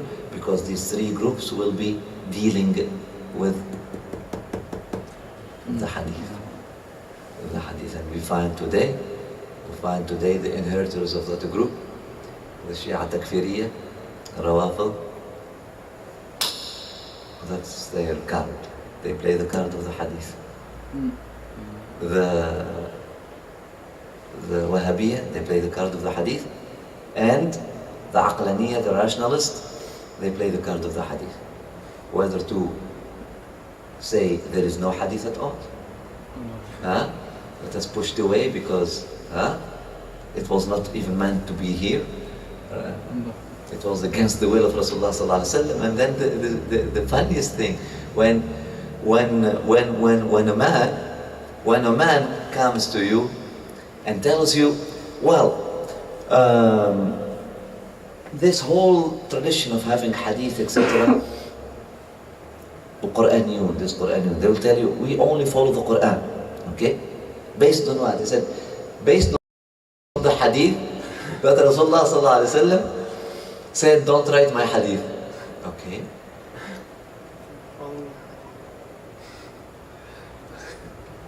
You got it. Based on what? But then you're following a hadith. And not only the Quran. This is contradiction. That was their first argument. You read their books, Qur'aniyun, they will tell you, actually it was the Prophet himself who told his companions to not write. Was it even a hadith? I told you in the beginning, who can remind me to test you, were you awake or not? When I said that thing, when Imam Asqalani, that first argument, he said, okay, Rasulullah sallallahu alaihi wasallam forbid them writing the hadith. Was that a historical fact? No. What did they say about it? A theory. Theory. It's not even a hadith. You understand? It's a theory. Makes it even worse. Absolutely. There isn't a single hadith, ضعيف, let alone Sahih, saying, do not write my speech. That's why I told you theory, it's an understanding. So people assumed that what happened. You understand? We don't find, we write the whole Sahih Bukhari, and we read the whole Sahih Muslim, there wasn't a single hadith telling people, لا تكتبوا ما أقول, don't write what I say. Huh? Because I'm worried that you will mix it with the Qur'an. Huh? There was a hadith, an event, related somehow, somewhere, and people just assume it. When they came after that, they wanted to make an explanation why we do not have why do we have the Qur'an recorded? All the verses of the Qur'an, they were recorded. All what Sayyidina Uthman ibn Affan needed to do was to refer to one edition and destroy the rest of editions. He was not chasing after the papers, okay, give me this surah, oh, and put this verse here. No, no, no. There were already 7 and more of Qur'an is written from cover to cover, from the beginning to the end. But they were different editions. Different editions. This one wrote like that, this one wrote like that, different editions, and he has chosen one edition, that's it. That's what Sayyidina Uthman ibn Affan did. Jam' al-Qur'an means not ala kulli hal. He has chosen one edition, the edition that was more aligned, or that was perfectly aligned with the oral tradition, with the oral transmission. That's it. And khalas, and from that time we have al-Mushaf al-Uthmani totally aligned with the oral transmission. But was the Qur'an transmitted by writing? There has never been, since the time of Rasulullah sallallahu alaihi wasallam until today, there has never been a generation missing Huffaz of Qur'an, missing people who memorize the Qur'an from cover to cover. So how did the Qur'an was transmitted? Orally. The book, but the support. How did you learn tajweed? From a book? From a shaykh. Who learned this from a shaykh? So you understand this. So they said, why we do not have the same thing with the hadith? We have people saying, Rasulullah said, Rasulullah said, why don't we have editions of the hadith? And then they found, okay, it might have been this. Actually, there was an event, one of the companions saying that Rasulullah told me, don't write it. Rasulullah he saw me writing the hadith and he told me, don't write it. Well, it's one of the companions who actually was a kid when Rasulullah told him that. Maybe because he was just a kid. He doesn't know how to write it and where to write it, and he would misunderstood the word. Maybe because it was a private teaching. Maybe because it was many things. So anyways, even if you accepted it was better, now people who refuse the hadith that was transmitted orally and confirmed by all of this work of Imam Bukhari and all of that. They will tell you, they base this on what? Not even on a hadith, not on a theory. Bismillah. And they will tell you, Ajib, when people want to play, they play. And when they want to pray, they pray. Bismillah. May Allah subhanahu wa ta'ala make us people of prayer. Ameen. Arhamar Rahameen Rabbil Alameen. And protect us from from all the players. Ameen. Arhamar Rahameen Rabbil Alameen. May Allah subhanahu wa ta'ala accept our prayers and your prayers. And may Allah subhanahu wa ta'ala purify our hearts. May Allah subhanahu wa ta'ala give us a tawfiq to take this affair of our religion seriously. Ameen. Ameen, Ameen, Ameen, Arhamar Rahameen Rabbil Alameen. So we do not fall into the trap of those who want to sell their business to us and their games to us. No matter how they فهمت, you understand? No matter how they present it in these fancy ways and be careful, be careful, be careful. Consult God and consult those God has given you, and they are right there in front of you and around you as predecessors and as people who as elders. Don't jump over and go and find this here or there on internet or this. Allah subhanahu wa ta'ala protect us and inshallah. Fatḥ. Bismillahir-Rahmanir-Rahim.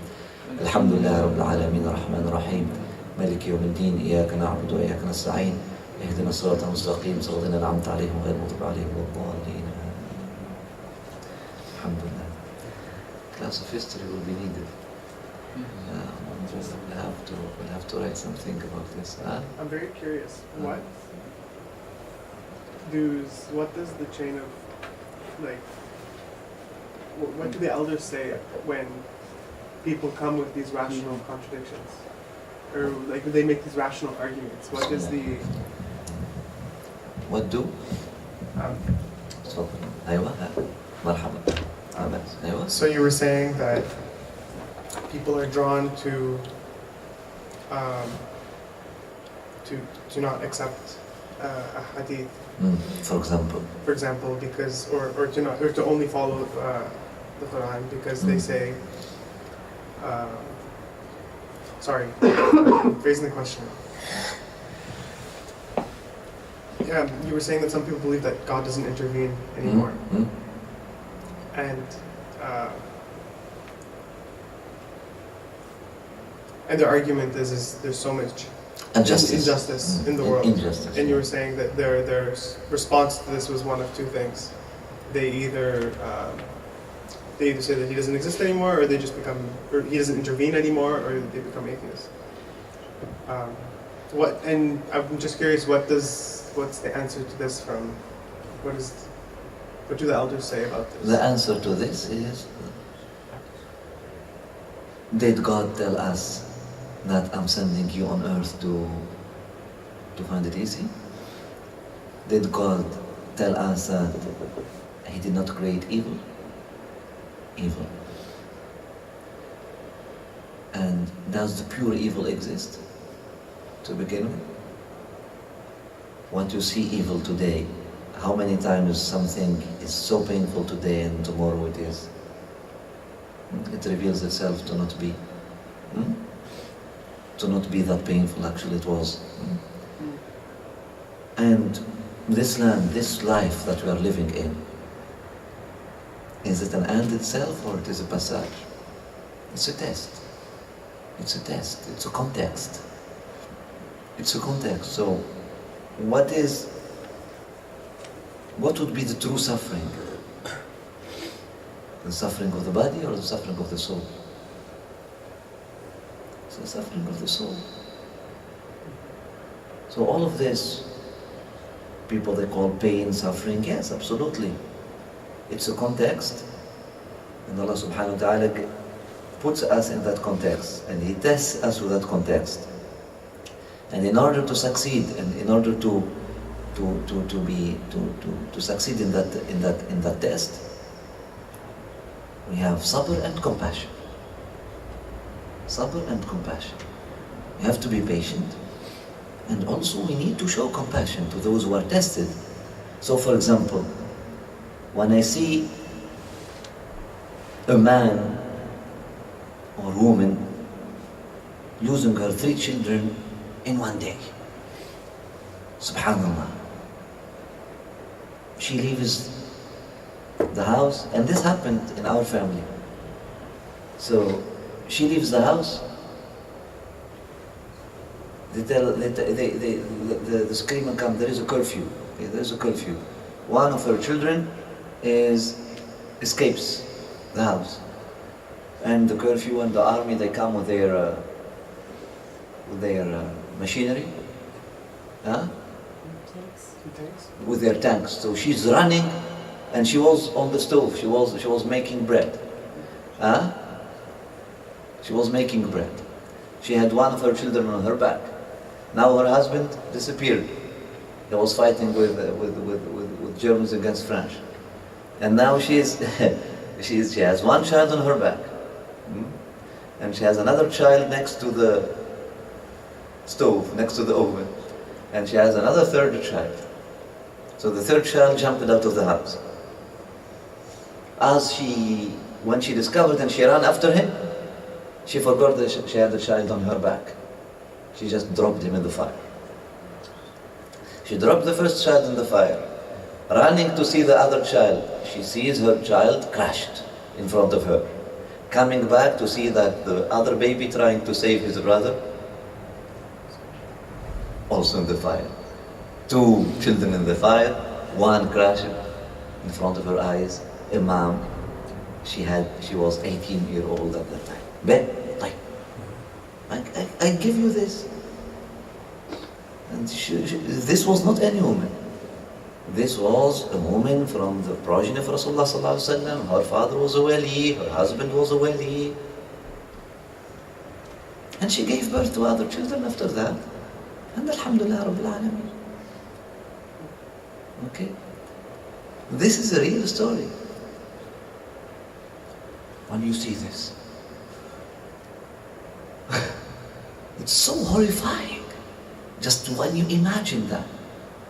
So how are we meant to deal with something like this? First of all, we need to understand that we have levels. We have the body that needs to play its role, the brain that needs to play its role, the emotions need to play their role, and the spirit that needs to play its role. We shouldn't disempower one of them. Everything in the human being, if you are a complete human being, you have to be complete and you have to express your solidarity in all these levels. So, with the body, if you can help, go and help. Now, if you cannot, with the body or khalas, it's matter. We have emotional speaking to show compassion. Yes, I go and I cry with this woman. I understand her pain, and I give her a hug, and I tell her I say good things, and we cry. Yes, we cry. Not because we are angry with God, not because we think this is unfair, not because we think that, no. But at the same time, we empower the spirit, and we tell her, it is a difficult test. But it doesn't mean that God doesn't love you. It's not the end of it. It's but a test. These children, the reality of what happened, the spiritual reality of what just happened, I will tell you. The spiritual reality of what just happened, you have now 3 crowned kings waiting for you in the heavens. And that's not a pill or they call it what? To painkiller. That's not a placebo. No. That's a spiritual reality. The spiritual reality of what just happened, God has crowned your children one after the other, and they reached the highest level of their ancestors immediately, so that they were the great-grandfather with Rasulullah sallallahu alaihi wasallam. They were chosen to go there, to be protected from Allahu A'lam what. You never know what's going to happen. And a spot is open to you to be a queen next to Fatima alayhi salam, on your right and Maryam on your left, taking you as bride to the kingdom of Allah subhanahu wa ta'ala, if you say inna lillahi wa inna ilayhi raji'un. One word. You say, we belong to God and we are going all to return to God. God, you gave me these children and I'm giving them back. You took them back in this way. And this is spiritual. We are not saying that the emotion doesn't have the right to express and to cry and to feel the pain. It is painful. Don't go to a lady like that and tell her, sister, they're going to paradise, don't cry. No. You understand? But the emotional compassion, our role as people coming from outside, and because who made these theories? It's not people who suffered the pain themselves. There are people watching things from outside. So as an outsider, as someone who's watching the pain of another brother or sister in humanity from outside, spiritually speaking, I have to remain serene. I know there is God behind all of this. It's not God behind the scene. God is the one seen in all of this. And what is it? The spiritual reality of what happened is so beautiful. The spirit does not suffer. The spirit does not suffer. The spirit of these people did not suffer. These children actually, subhanAllah, the spirit did not suffer. Okay. Now we'll tell this. My spirit should not suffer. Your spirit does not suffer. Spiritually speaking, this is another reality. What just happened is another reality. Emotionally speaking, I could direct my emotions to feel compassion for this lady, or to feel hate and anger against the French colonizers, and hate them for the rest of my life, and not only the French colonizers, but the French people in general, and khalas, and make an oath, and if I meet French people, I will eat them alive. No, just direct my emotions to feel compassion for that lady, to feel compassion for that, for what happened. Intellectually speaking, I should also invest my aql in this, and understand and find the tools how to avoid the accidents like these in the future, etc. How to use my brain, how to avoid colonialism, how to avoid subhanallah, go and write an article and write something, make these soldiers aware of how big are the tragedies they are creating through their neglectfulness, etc. With my body, if I am in a situation, in a context, I could go and fight people like that, who are doing injustice against other people, colonizing the land of other people, taking their things, crushing their kids alive, etc. Absolutely. That's part of our deen as well. We are not hiding it or dismissing it. So, everything should be invested and everything should be put in its place. Not making a mess out of all of that, etc. So the answer will be, this world that we are living in is not an and, is a context. And we will never be judged according to the context. We said it in the Khutbah al-Jum'ah, people who are, God will not judge you according to the happy moments you live or to sad moments you have, or no. It's according to the text, you write on that context, in that context. The text, it's your attitude towards what Allah subhanahu wa ta'ala gives you. And Allah subhanahu wa ta'ala says it in the Qur'an. وَلِيَتَّخِذَ مِنْكُمْ شُهَدَاءَ. So Allah subhanahu wa ta'ala will give you this opportunity and this potential. Your potential self is infinite. So Allah subhanahu wa ta'ala has given you potential, and He gives you these opportunities to express your potential. Say it like that, express the potential. To express your potential. To show who you truly are. And that woman, 18-year-old, she showed who she truly was. And she said, Inna lillahi wa inna ilayhi raji'un. خلاص.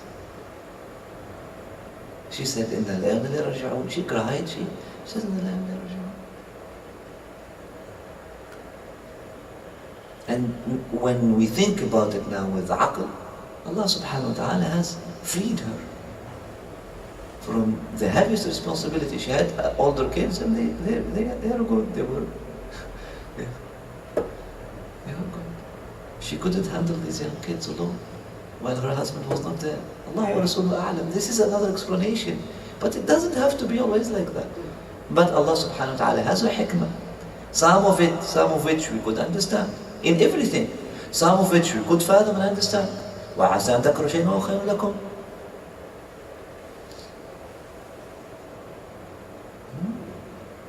What would be better for Muslims today? A liberal government or a pro-Nazi government? You could say a liberal government would be good. We want to pray in our mosques, we want to build mosques, we want to have this Rawda Institute with domes and minarets, and we want to be able to call the adhan with a liberal government. To do it so nice, and it's such a great thing. We could and do it, and we will convince him to allow us to make the adhan, and one day we'll have a Muslim neighborhood, and we'll be good, and this and that, and okay. Pro-Nazi government will tell you cannot wear your hijab, you cannot wear this, you cannot, no mosques anymore. Maybe. What would be better? Allahu A'lam. The Sunnah is telling us, if you are given the choice between two matters, choose the easiest one. Don't jump over the difficult thing yourself, saying, maybe it is better for me. I know, to build my character I need challenges. No! Don't jump over challenges like that. Unless the challenge is from the Sunnah itself. The Sunnah is challenging enough. We have enough challenges in our Sunnah. Don't create it. Don't make it more difficult to yourself. Let God challenge you. Don't challenge yourself.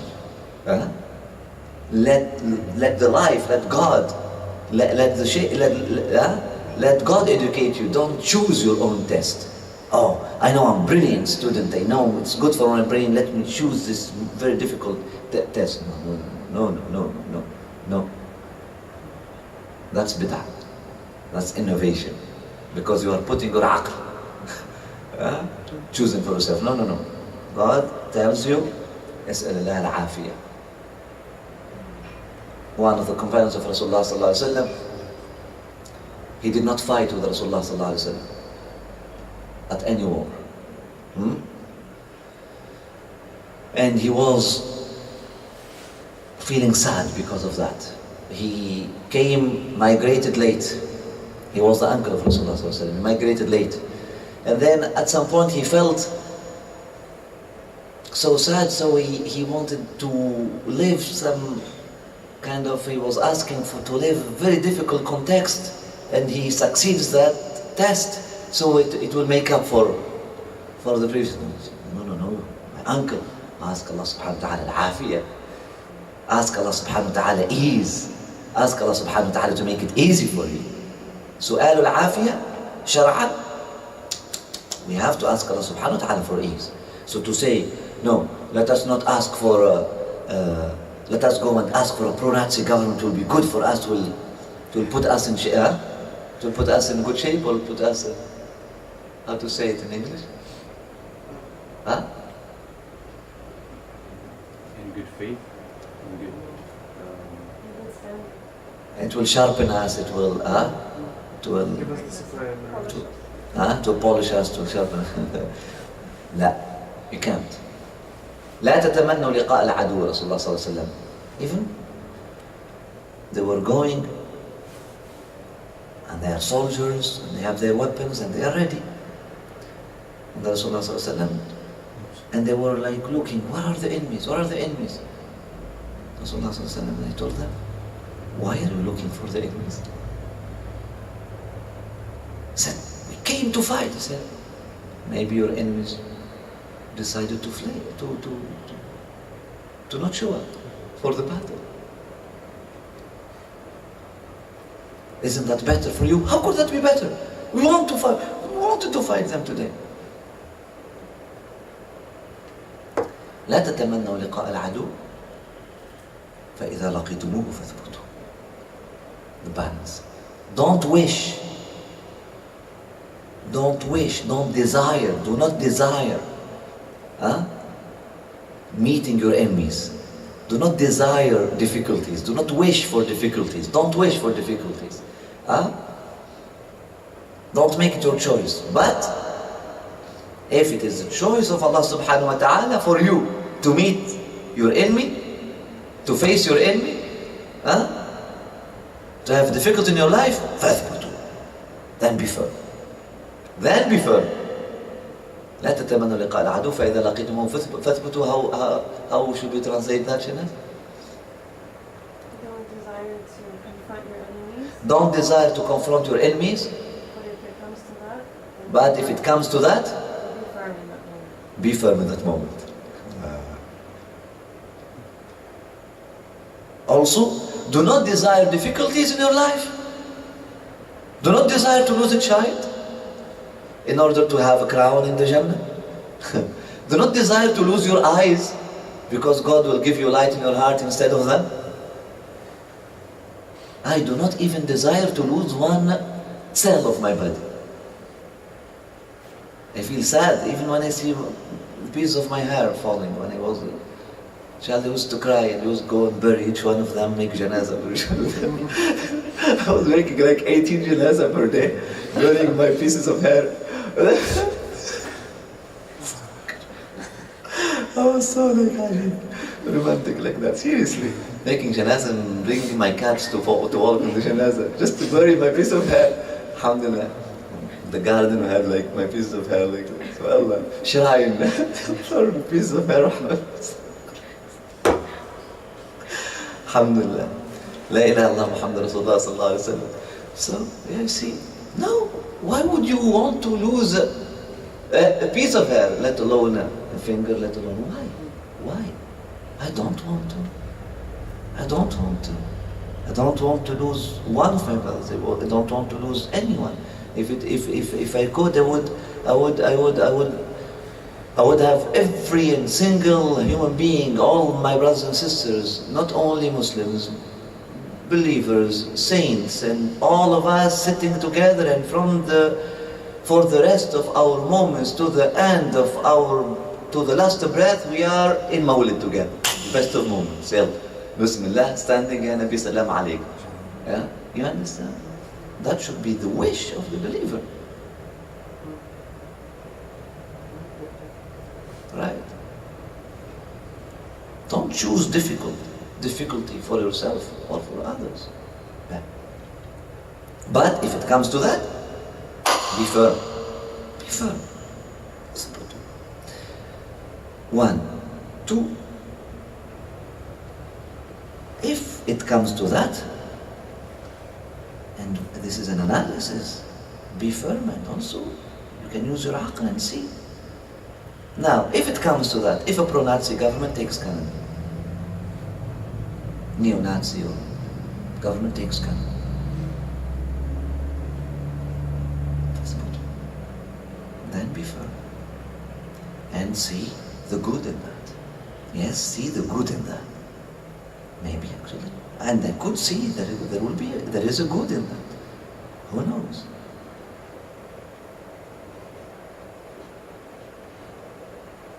Who knows? Maybe that difficulty will create something good.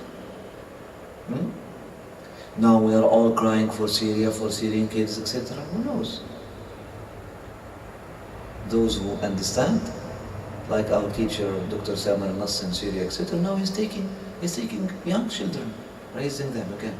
New generation. New generation. Not chocolate bars and Maxi and and this generation or to generation of who know what life is. You never know. You never know. And actually, if you read Ibn Khaldun and if you read historians, they will tell you that actually it's always, there is a circle, there is a Dawla al-Khalduniyya, there is a Dawra al-Khalduniyya, and the cycle, the Khalduni cycle, they will tell you after always, how to say, justice leads to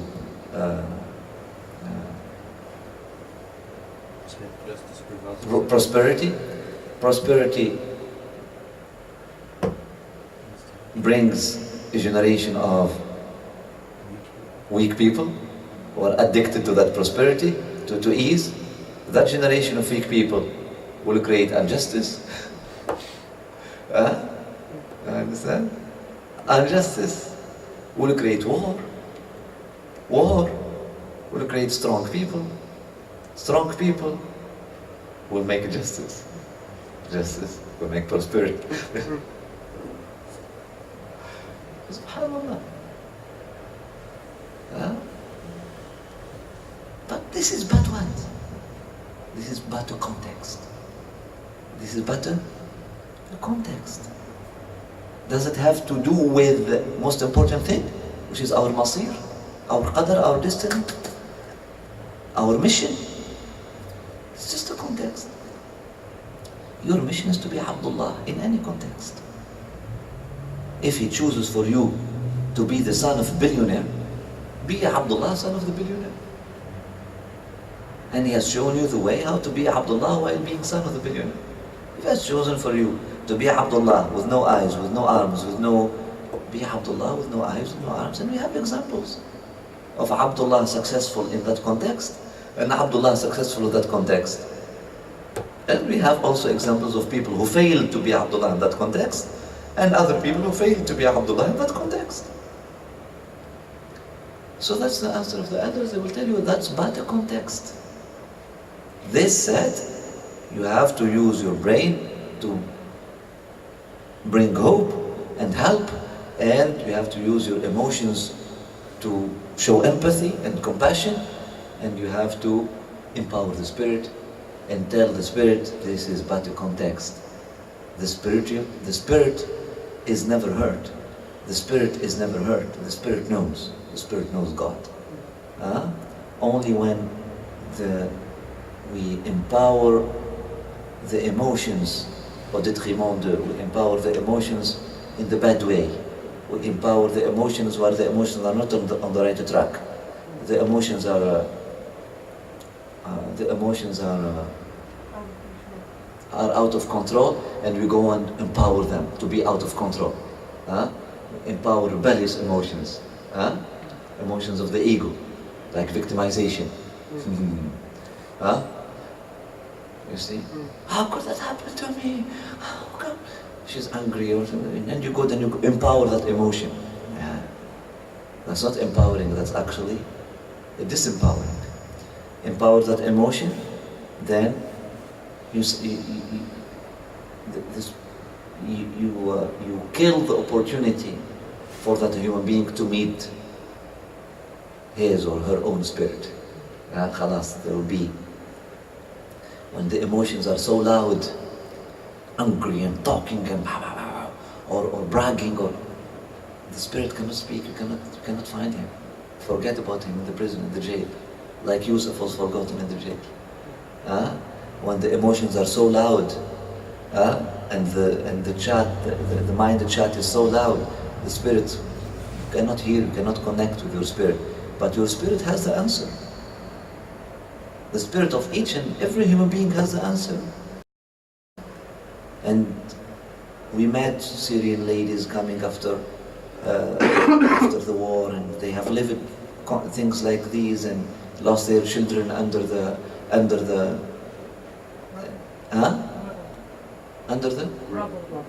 rubble and many things like that. And subhanallah, empower spirit. They got it. Because the spirit always gets it.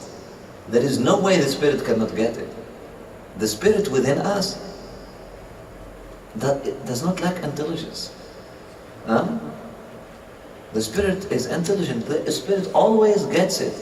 The problem, our emotions do not allow us to communicate with our own spirit if we are not on the track. That's why we have to bring our emotions on the track.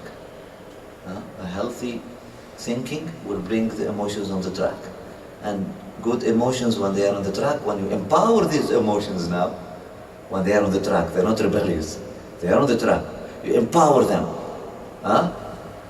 these emotions, and that's what we do in the Mawlid, in the sessions, etc. What are we doing? We are empowering the emotions to this love for Rasulullah sallallahu alaihi wasallam, this yearning, this burning, this longing. We are empowering it because it is on the track, and we are empowering it. That will lead to the spiritual awakening, the spiritual thing. And you don't need to, when you say empower the spirit, all what you need is to just wake up and see your spirit. The spirit is always strong. It's always strong. It's always powerful. It's always magnificent. It's always, but you need to communicate with your own spirit and give your spirit control over your own self. So that's all. That's long. That's a long answer, elongated answer, but that's how it is. Alhamdulillah. Khalas? Yeah. I mean, Bismillah. I ask because I've had this conversation with like 3 people in the past week. Ajib.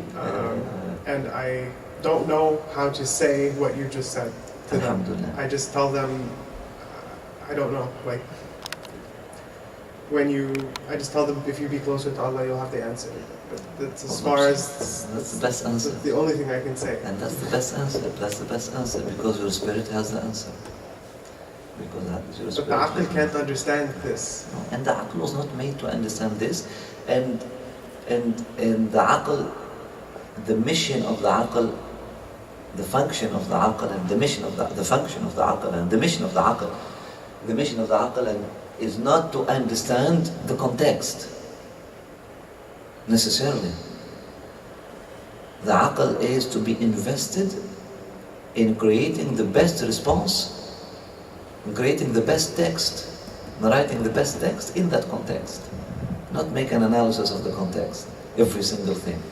The aql is there to really set the priorities and shut some doors and open others and go and help to do the answer.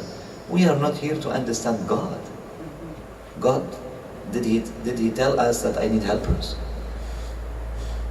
Also, part of the answer of the previous answer, did God tell us I'm creating a perfect world for you guys? I'm sending you on earth to really have fun there? From the beginning he said, اهبطوا بعضكم لبعض عدو. He told us, go there, you will be tested. You will be tested by your own selves, by your own lowliness. By your own lowliness. It's a physical descent, but also it may lead to spiritual descent. Be careful. If you live it as a spiritual descent, you'll be enemies. If you take it, if you embrace it as a khilafah, if you embrace it as a mission on earth, you'll be prophets and saints. Khalas, we have 2 paths. And he told them, khalas, it's adu, you will find this. And since the beginning, the angels saw it. And يفسد فيها ويسفك الدماء. It's going to be like that. That's how it's going to look like. It's a test, and humans are tested with by their own capacities and their own intelligence and their own ways of. That's how it is. And Allah subhanahu wa ta'ala has promised that the Jannah will be perfect. If you go to Jannah and you don't find it perfect, then you have the right to question God. You understand? He did not promise us a perfect life. The way we think perfect is perfect. He didn't. It's a context. And he told us that you will be able to face anything I will put on your way. He told us that. No. He said, I have given you enough strength to face anything I put in your way. So that's why he told us, don't wish for something else, because you never, it will be wishful thought. You never know if you have the capacity or not. But he told us, لا يكلف الله نفسا إلا وسعها. Don't worry, you will only face what you are able to face. I will never, he promised us, I will never give you a test that you won't have the full capacity and the full complete chance to succeed. I will never give you a test that you don't have the full capacity to succeed. So not succeeding will be your choice.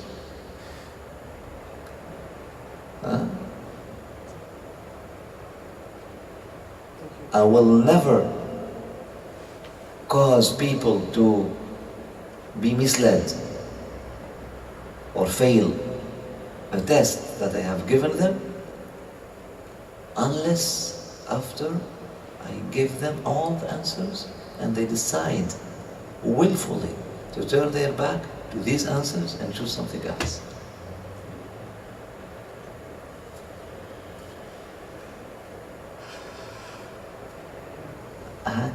And this is justice.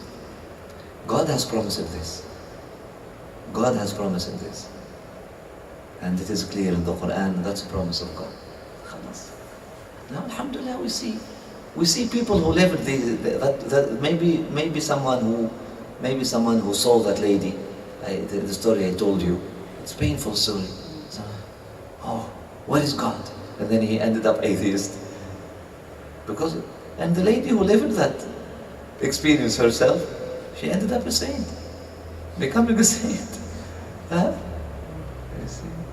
Now here we are here, and there's lots of suffering in the world, and you are behind the screen of your internet and sleeping until noon, not even helping your mother washing the dishes, and spending your nights on internet behind the screen, chatting, and living such a cluttered and corrupted lifestyle, depending on everyone around you, even for your cigarettes and for your things, and addict to porn movies, and watching these movies while girls who are in these porn movies, you are actually financing kidnapping of girls. You are encouraging the filthiest business ever.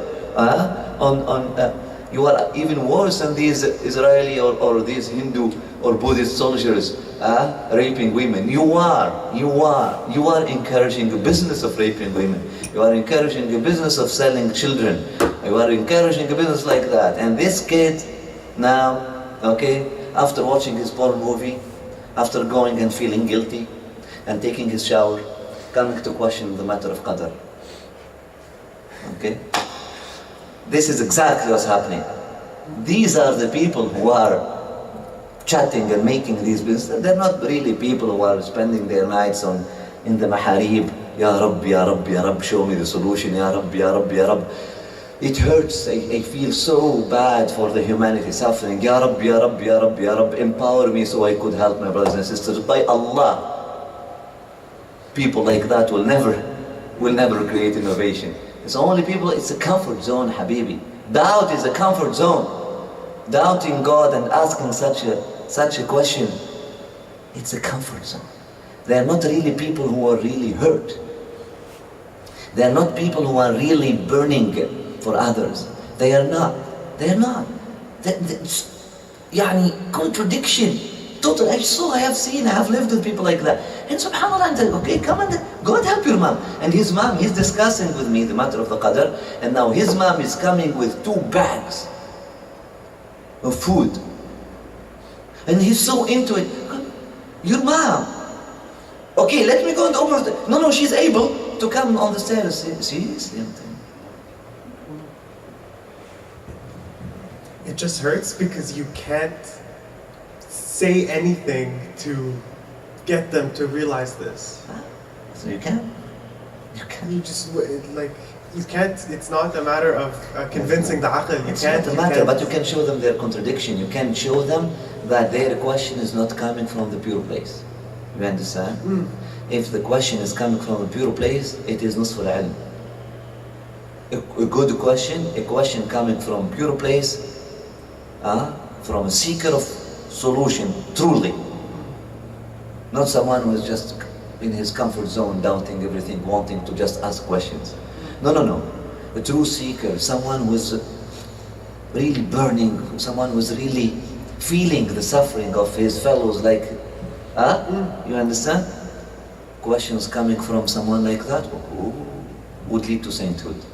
That would be the half of science already, because God will be there waiting with the solution, because that would be walking to God. Because, you understand? Innovations were never, and the innovation of Qadariyya, one of the brothers before, like 3 years ago when we were teaching this, he said, okay, could we say that the innovation of Qadariyya appeared because an excess of compassion, because an excess of empathy and compassion towards human suffering? Mustahil. There is no excess in compassion and an excess in empathy, but false empathy and false compassion, yes. Because those people who ask these questions, they did not even give a hand.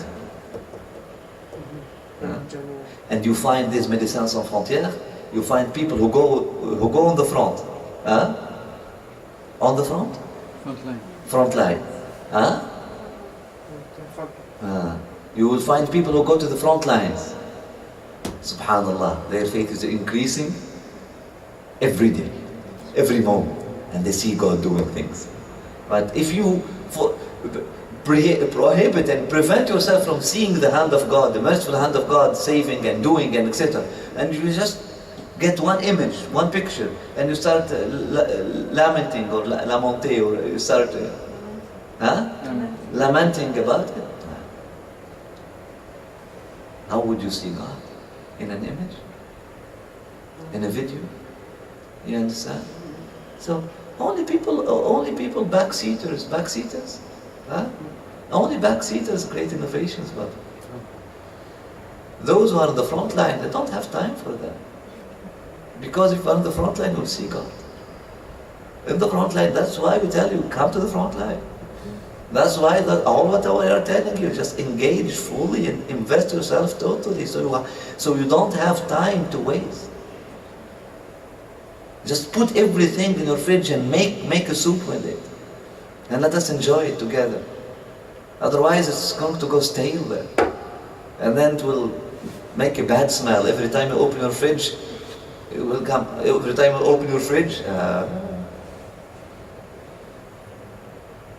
You will eat. Khalas, bad smell will come out of your mouth. Bad idea, bad thought. Just keep silence. Better keep that fridge closed and let all the information. Khalas, we don't need it. Bring everything fresh. Let us make fresh salad together. Fresh salad. Let us make fresh soup. Let us make something good. Investors. That's why Rasulullah ﷺ told us al-jihad. Al-Mujahidun, you will never find those who are fighting on the front line, people of bid'ah, people of innovation.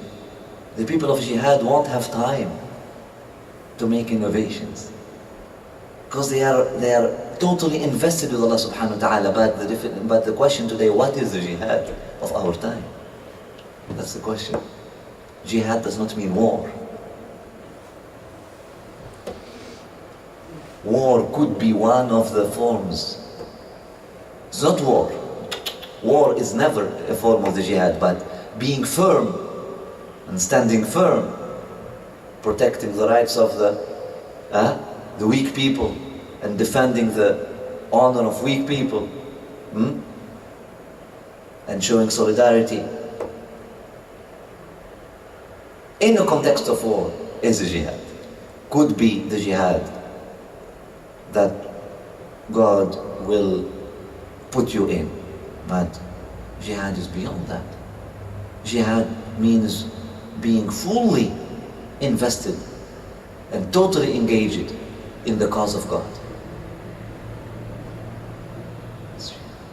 So for example, if I am teaching you with jihad paradigm, I'm teaching you really with a mentality and with a feeling and with a mindset and with a heart set of a mujahid. It means I really want your good. نويت التعلم والتعليم والنفع والانتفاع الحث على التمسك بكتاب الله وسنة رسوله. Really, I really want us to get with something out of this. I really want you to be guided. I really want myself to be guided. I really want those who are watching to be guided. Okay? Absolutely every single word I will be saying, Allah subhanahu wa ta'ala will be choosing for me and helping me, and khalas, tasdeed wa tawfiq. You understand? But if I am just talking for talking,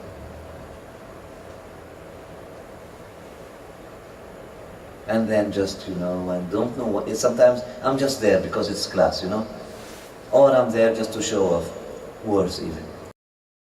I don't know which one is worse. Actually, I believe that having no intention at all is worse than having a bad intention. Because having a bad intention, Allahu a'lam, which one is better?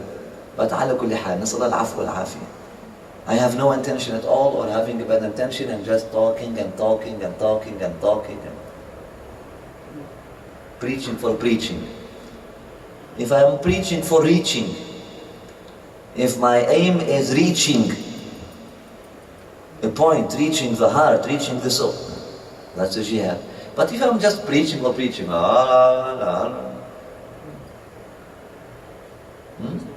then innovation will come.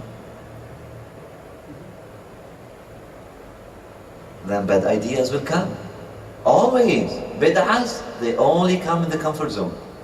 Never in the front line. Innovations has never been born in the front line. When the Sahabas, they were in the front line, no bid'ah, no innovation. When did the bid'ah start? When innovation started? In the time of peace. When they were not. And who started them? People who were not on the front line. Because in that time of Uthman ibn Affan, we're talking about what was happening in North Africa. People were on the front line. But these youth decided, instead of going to the front line,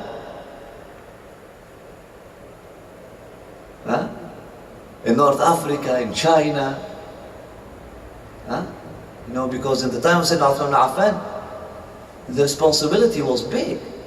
Because you have two big empires just collapsed. Like that. Two big empires, two huge empires collapsed in the capitals. So what happens when the empire collapses? What happens? What happens? Let us, God protect our brothers and sisters, and God protect and God save America, and God bless America, and God bring peace to America. But let us say, see, this is not out of wishing evil for anyone, it's just an example. Let us say the American empire collapses, the capital collapses. What will happen? People will be eating each other alive. If what they call it's not World War Street, what's the name of it? Wall Street or whatever. If the banking system of America collapses, that's its meaning, the central power of America. If the banking system of America collapses, and the dollar and the Chinese currency takes over, and if that happens, you'll find people eating each other alive. There will be a need to do what? To create another empire. Instantly. Instantly. To fill the void, to fill the vacuum. So that's why the Muslim armies, they went all the way to North Africa just to fill a void, because the Roman Empire that collapsed in front of them. Because it wanted to challenge God. The Roman Empire and the Persian Empire, they were crazy enough, they wanted to challenge God. They thought they were challenging a small army. They wanted to go and challenge God. Rasulullah ﷺ decided to protect the honor. And the Khulafa, they decided to protect the honor. They went, subhanallah, no one expected that result. No one expected that result. The empire collapsed. So subhanallah, it's like you see this big tree. One of the brothers sent me a mail. He said, subhanallah, in front of my eyes, a huge big tree. Just it got touched. A pen. It got barely touched by the back of a car. And it collapsed like that. He said after that, when they saw that there was actually a Duda. There was like it was rotten? It was rotten. It was rotten. There were worms inside. It was rotten. The shape was. That's what happened with the Roman Empire and the Persian Empire in the time of Rasulullah sallallahu alaihi wasallam, in the time of the Sahaba. So, in the time of Sayyidina Uthman ibn Affan, there was a vacuum. Because North Africa was part of the Byzantine Empire. And now North Africa has no. Assalamu alaikum, ya marhaba. And now North Africa needs a central power. Huh? That's why they rushed to bring these people again. And the Rabbanah, they did not force them to convert or anything like that. Were your grandfathers forced to convert? You are a proof that, subhanAllah, until here's a proof. Christians of Lebanon, were they forced to convert? Just the land was taken. Not taken from them, no, controlled.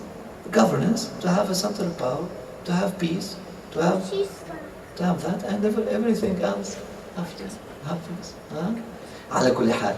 So the people, those who are in the front line, they have never heard of Qadariya or Khawarij or Rawafid or anything. They were busy. They were busy doing what should be done. The backseaters. Backseaters? Backseat The backseat drivers.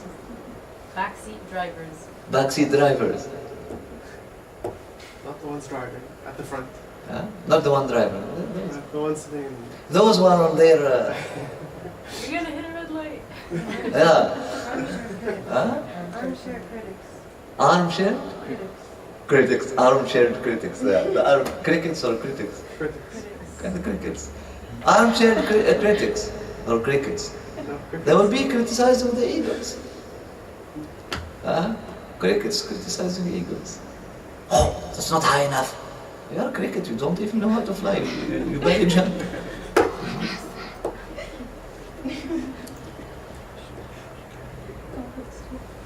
Okay. نسأل الله العفو والعافية. So the solution is what? Is in what? Is to engage totally, fully with God. Keep warm, hot, so things do not get stale. Fresh, fresh, fresh. Don't put things in the fridge. Fresh, fresh. And God will give you more tomorrow. Fresh, fresh, fresh, fresh, fresh. Give it all. May Allah subhanahu wa ta'ala allow us and give us permission and give us the tawfiq to invest fully and totally and completely in His cause, inshallah. You understand? That's why Rasulullah said, وَالْجِهَادُ ذُرْوَةُ سَلَامِ, to make it complete. Alhamdulillah Rabbil Alameen, wa sallallahu alayhi wa sallam ala alihi. اللهم اغفر لنا، اللهم ارحمنا، اللهم افتح علينا وتعافينا والحقنا بالصالحين يا ارحم الراحمين، نعم النصير يا كريم العفو ومن لا خير فيه رجاء. احد قلوبنا ونظبنا اليك، فان لا نهوض لنا الا بك، ولا مطلب لنا الا فيك. وصلي وسلم وبارك على سيدنا محمد وعلى اله وصحبه المطهرين. الحمد لله رب العالمين. الفاتحه. بسم الله الرحمن الرحيم.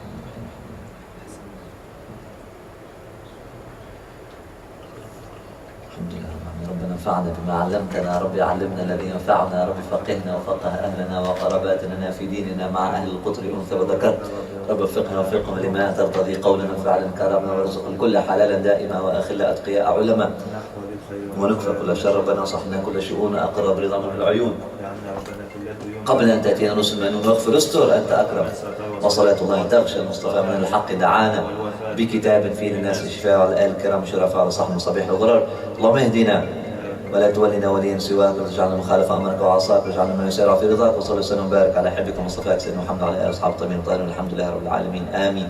بسم الله الرحمن الرحيم الحمد لله رب العالمين الرحمن الرحيم مالك يوم الدين اياك نعبد واياك نستعين اهدنا الصراط المستقيم صراط الله عليه